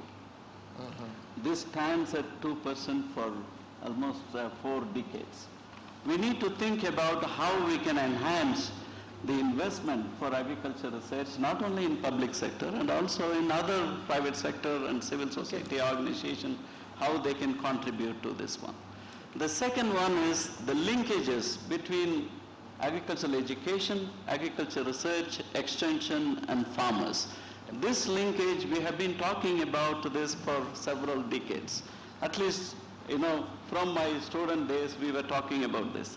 But still, I feel personally that still the gap is widening, it's not narrowing down. The linkages between agricultural education, research, extension, and farmers. So we need to think about what are the better ways, innovative ways of making sure that these linkages are very strong. The third one is inclusive innovation. I will close it in a couple of, maybe a minute. Inclusive innovation is critical. We cannot depend on the traditional technology transfer, the linear technology transfer mode of operation of agriculture research forever. We need to think about the co-creation mode, how we can come together and make sure that the innovations are created inclusively by ensuring that everybody is part of this journey. This is inclusive innovation is critical. Within that regard, we have Tropical Agriculture Platform, and FARA is also a member of the Tropical Agriculture Platform, which is a G20 initiative, started in 2012. There are a number of other partners who are engaged in this. This promotes this inclusive innovation through partnership. There are a couple of other things. We talked about the partnership. There is another aspect of partnership, that is South-South and triangular cooperation. There are a lot of things to learn from the NARS, from some of the middle-income countries. They have really developed a lot and invested in this front. Yeah. So how can we exchange our scientists and students to these countries, and how we can benefit out of that? So the South-South and triangular cooperation is extremely important. The last but not the least, the public-private partnership, which is very important at this point of time, because we talk about incubators, scaling up of technologies and innovations, and without public-private partnership, this is impossible. So we need to really think, what are the entry points, what are the avenues to enhance the public-private partnership, so that we can also make sure that we can better integrate the recent technologies and innovations that was mentioned by our good friend, the keynote speaker this morning, including agricultural mechanization, digitalization, etc. So with these 6 points, I conclude my intervention. Thank you, my brother. Thank you so much. Thank you, Sir Varaju, for being very explicit. Let me open a can of worms. Partnerships, we keep doing. These partnerships that makes you do it for me, and I am an observer of you doing it for me. Do you think it's going to deliver the Africa we want? Or we need to start looking at a partnerships that engages strongly, that backstop me to do it. This is something we need to think about so that we optimize partnership for delivery in Africa.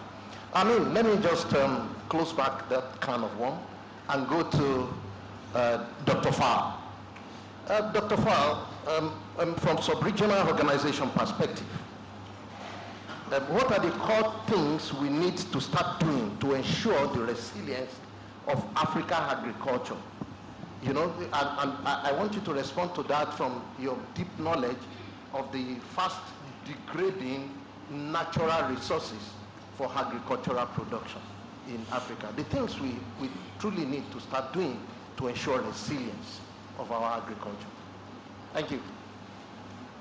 Thank you, Dr. Fatombi. With the mic, please. Please, microphone.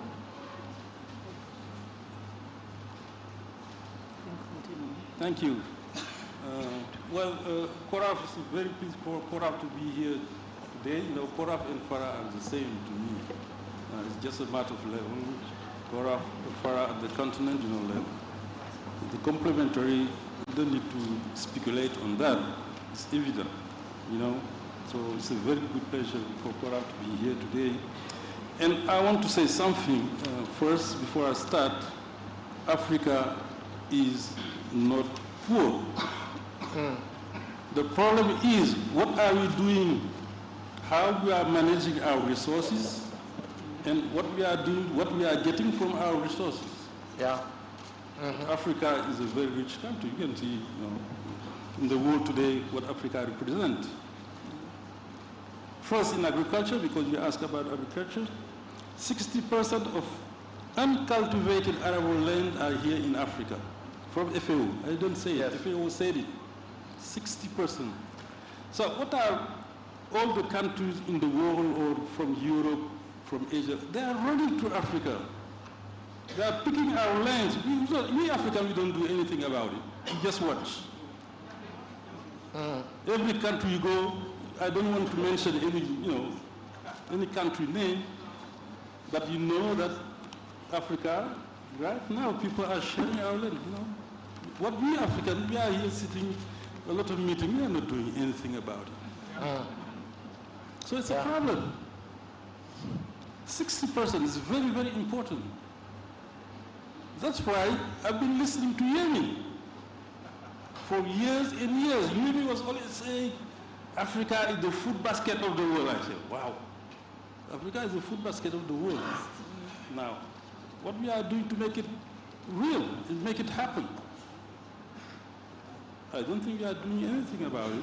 We're doing changes are very slow, a lot of technologies, a lot of innovation, but very, very slow. So when Africa is going to be the basket of the world, the food basket of the world, Yemi, the next summit, the tropical summit, you have to shout that loud again. Yeah, definitely it's a big problem. Another stuff which is happening, 75% of the youth are under 35 years old. 75.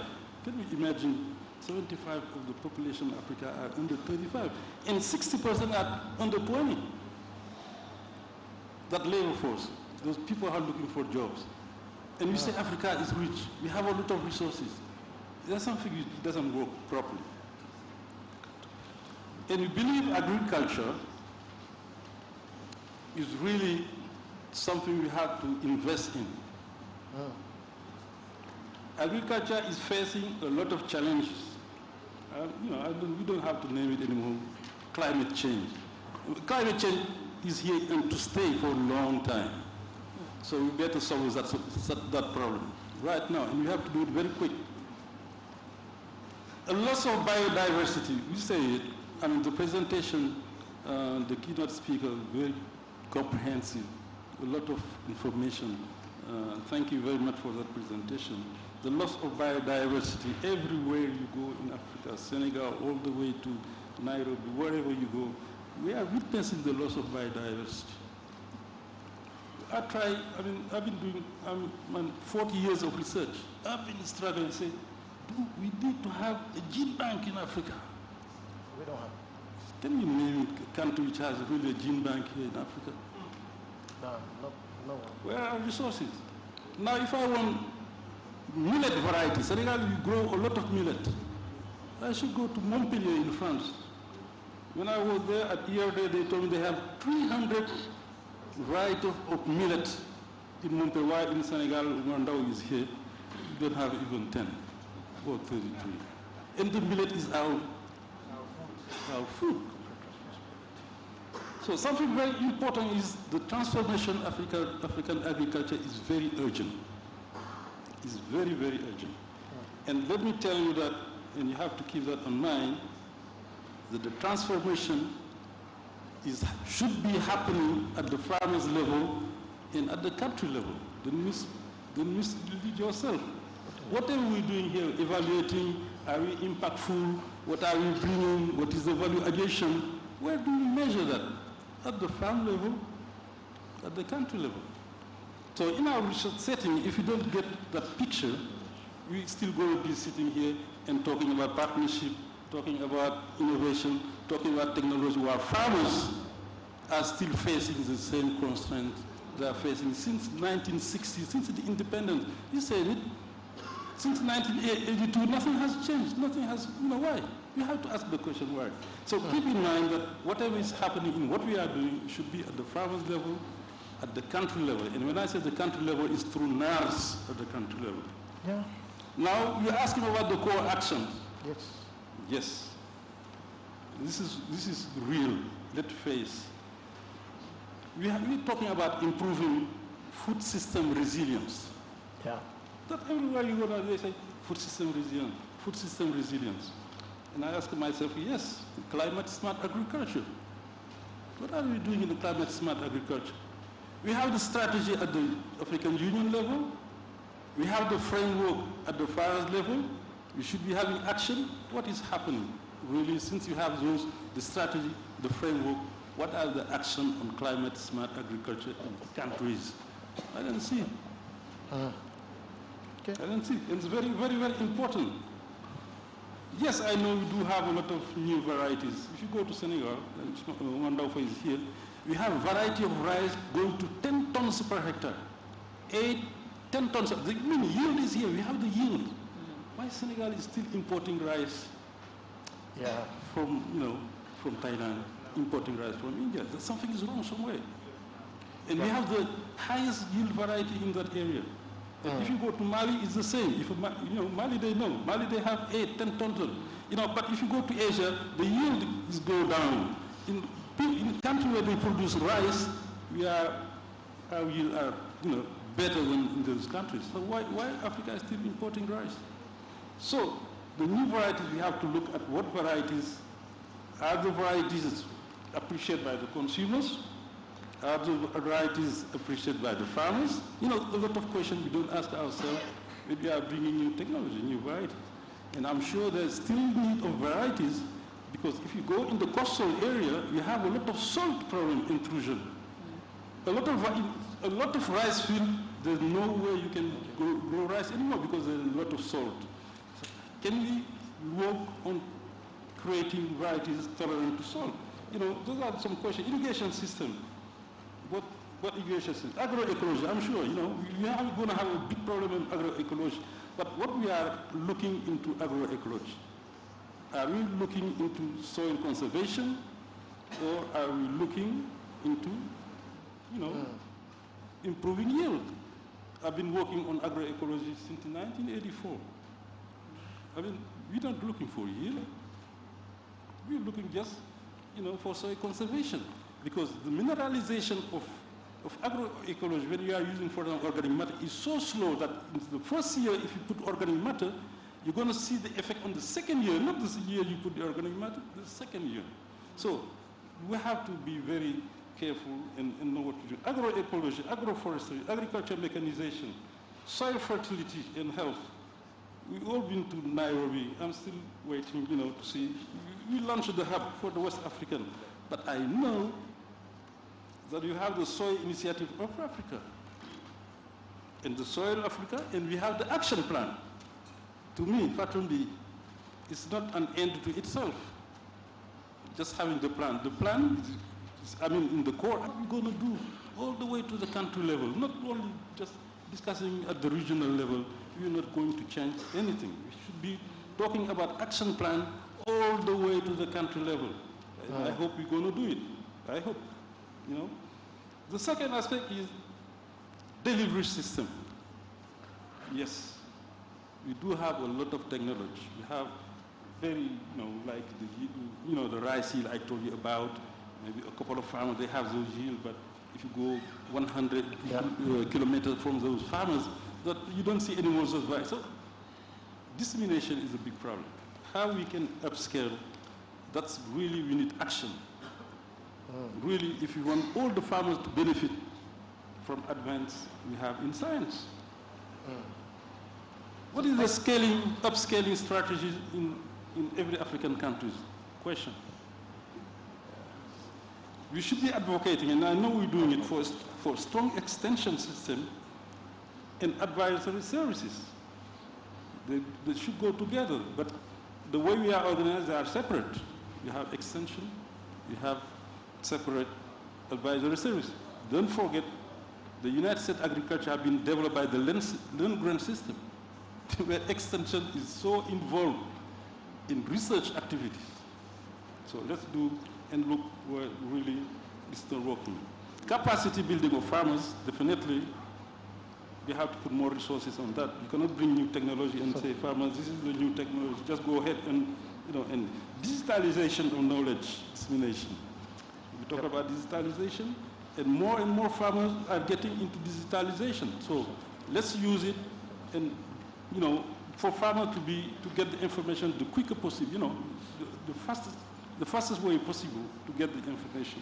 Yeah. We talk a lot about the innovation platform. Yes, I'm going to just innovation platform and incubators.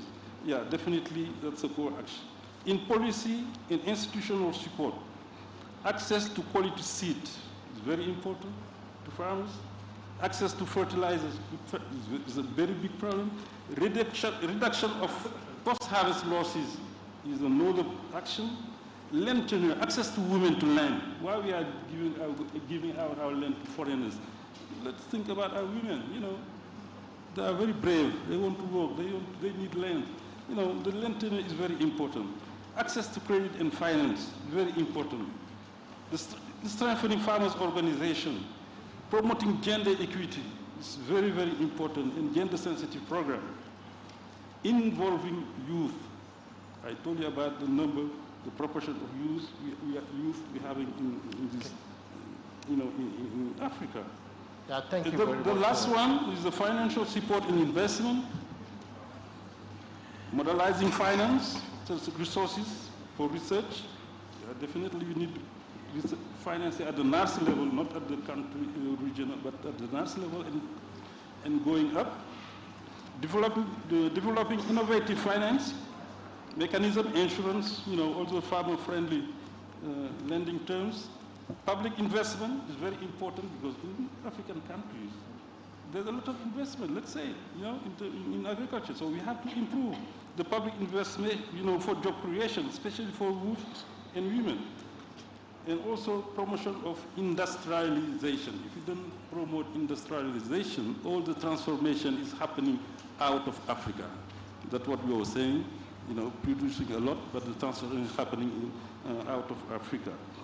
Now, let's be sure of something. All the African countries are looking for food sovereignty, and that's since COVID-19 of sovereignty. And in terms of partnership, to get to that sovereignty, information has to flow at the country level. That's what we did with the WAP program, West African Agricultural Productivity Program. It's, we built a lot of partnership among the NARS and the CGs in terms of what are the technologies they can make, a value addition in this country and in another country. Meaning we have to look into reversing the logic of partnership in science and development at the country level. Let's reverse it and see, ask the country what type of relationship they want for their agriculture to move. If you don't do that, it's still going to be having all these meetings. And I'm telling you, CORAF can help a lot on that, because the WAT program have been conducted by CORAF and it's still going on, and we're still having results working with farmers in the West African countries. Thank you very much. Thank you. Thank you very much. When we bring our fathers to the podium, we must learn patience to listen to them. That's the reason why we brought them, so that we listen to them. Yes, my time is fast spent. I have stretched into people's side events and things like that. We will give additional time to all those side events that are affected now. Now, I'll quickly take the last question. And not so much like a question, but an opportunity to create awareness. I am aware of the upcoming Tropical Summit, and many of the issues we're talking about here cut across the tropics. So are you going to tell us in 1 minute? Okay. Yes, you come from Portugal to just do 1 minute pitch. Yes. In 1 minute, what opportunities exist here? Start counting, okay? Yeah. Is it going to be talk as usual, global talk? Or is it going to give opportunity, tangible opportunity for partnerships? What stands in this Tropical Summit for Africa partner? If we come to Portugal, what are we going to bring home that will be practical and will change the circumstances on ground? You have just 1 minute from this. Okay, 1 minute. Yeah.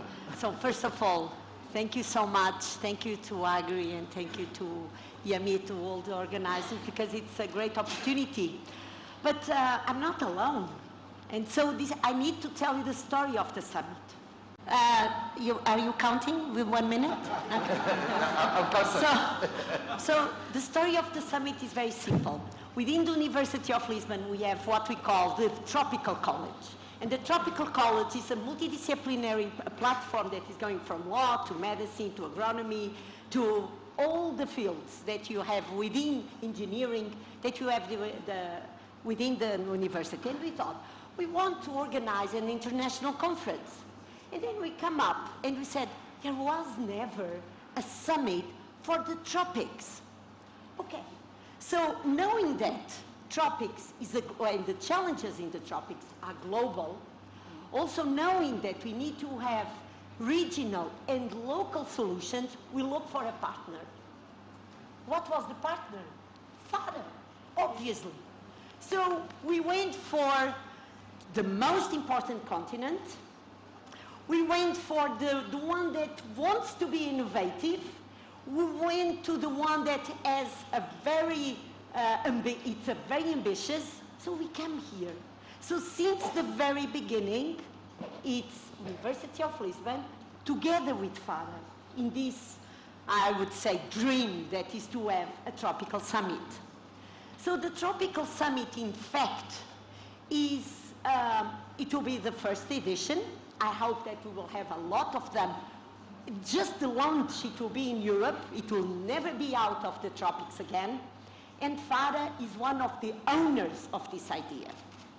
So the second thing that it's important is to understand, yes, like you said, what is the difference between the summit, that it's not even a scientific conference, from all the rest of the conferences that we have been, and you are here in one of them. And so the idea is really to be different in two points. One, it's really accepted that is a multidisciplinary conference.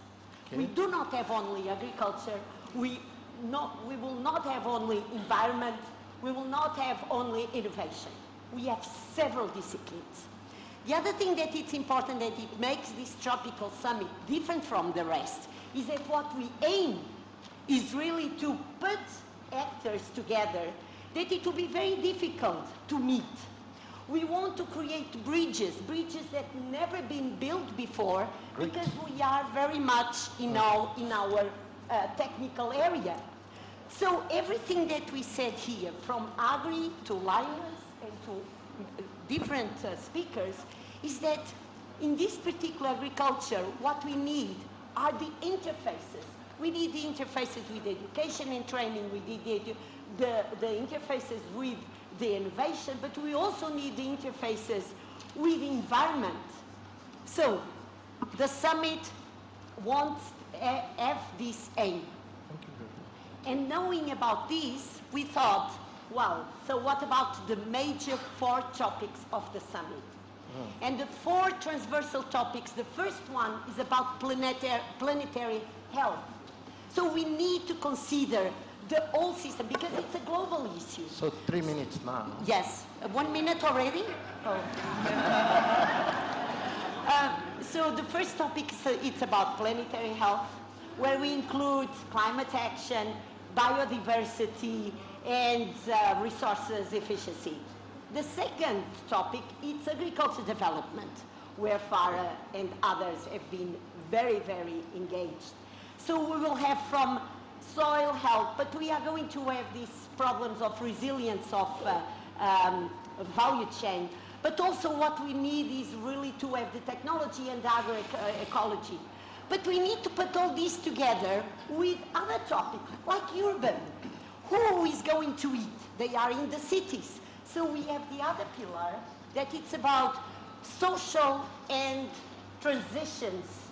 So the energy transition, the social transition, the migrations, the age, all this will be also accounted. And finally, human development, because there is no way that we can engage someone or a country or a politician if we don't prove that the community and there is a social benefit from what we want to build. There is no other way, at least that I know. And I'm an ecologist. So as I used to say, don't speak about conservation if the person is hungry. There is no point to speak about conservation. So I wish and I really hope that all of you are invited because we need partnerships that maybe never happened before. This is why we need you, because to be innovative, we need to have cooperation, but we need to have ambition. And there is one thing that I didn't say to you. We are 6 years from the end of the 2030 agenda. 6 years only. Unfortunately, as we were listening, we need to be not only fast, but we need to know exactly and realistically what can we do until the end of 2030. So this is a moment. Let's see what realistically we can do. We need probably more people and more areas to be faster. And so this is also, I think, an important objective of the Tropical Summit. I'm sure that there were not 1 minute. No, you did very well. Thank you so much. Yeah. The new definition of 1 minute is actually 600 seconds. Okay, thank you very much. That's very good. So I'll bring it to a close. A lot of thoughts, a lot of wisdom on the table for us to continue to reflect on. But very, very strong solutions are already on the table from the presentation and the talk. I'm sure the rapporteurs are going to put it together, put up a very strong policy brief, and we begin to push this until we begin to see a change. I believe that the type of Africa agriculture we want is doable. It is not rocket science. It is just tweaking the right things and getting the right action in place. And on that note, I draw the curtain here, and I'll be glad if you give my panelists a round of applause. A very good one. Thank you. All right. Ladies and gentlemen, a very big round of applause to our panelists. I'm going to forgive them because the agenda they have laid out is very important to transform Africa's food systems. So I forgive you for the time management, mismanagement. Yeah, we're good. All right, ladies and gentlemen, we're breaking for lunch. After lunch, we're going directly into our side events. The side events, the rooms from which the side events are going to take place are going to be projected from these screens in case you're wondering where exactly your event is going to take place. So for now, go and enjoy your lunch. See you next time.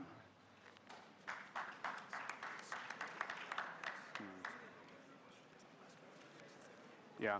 So for those, I think there are coupons that are being given out for lunch. For those who don't have coupons, just pass by the registration desk just behind to get your coupons.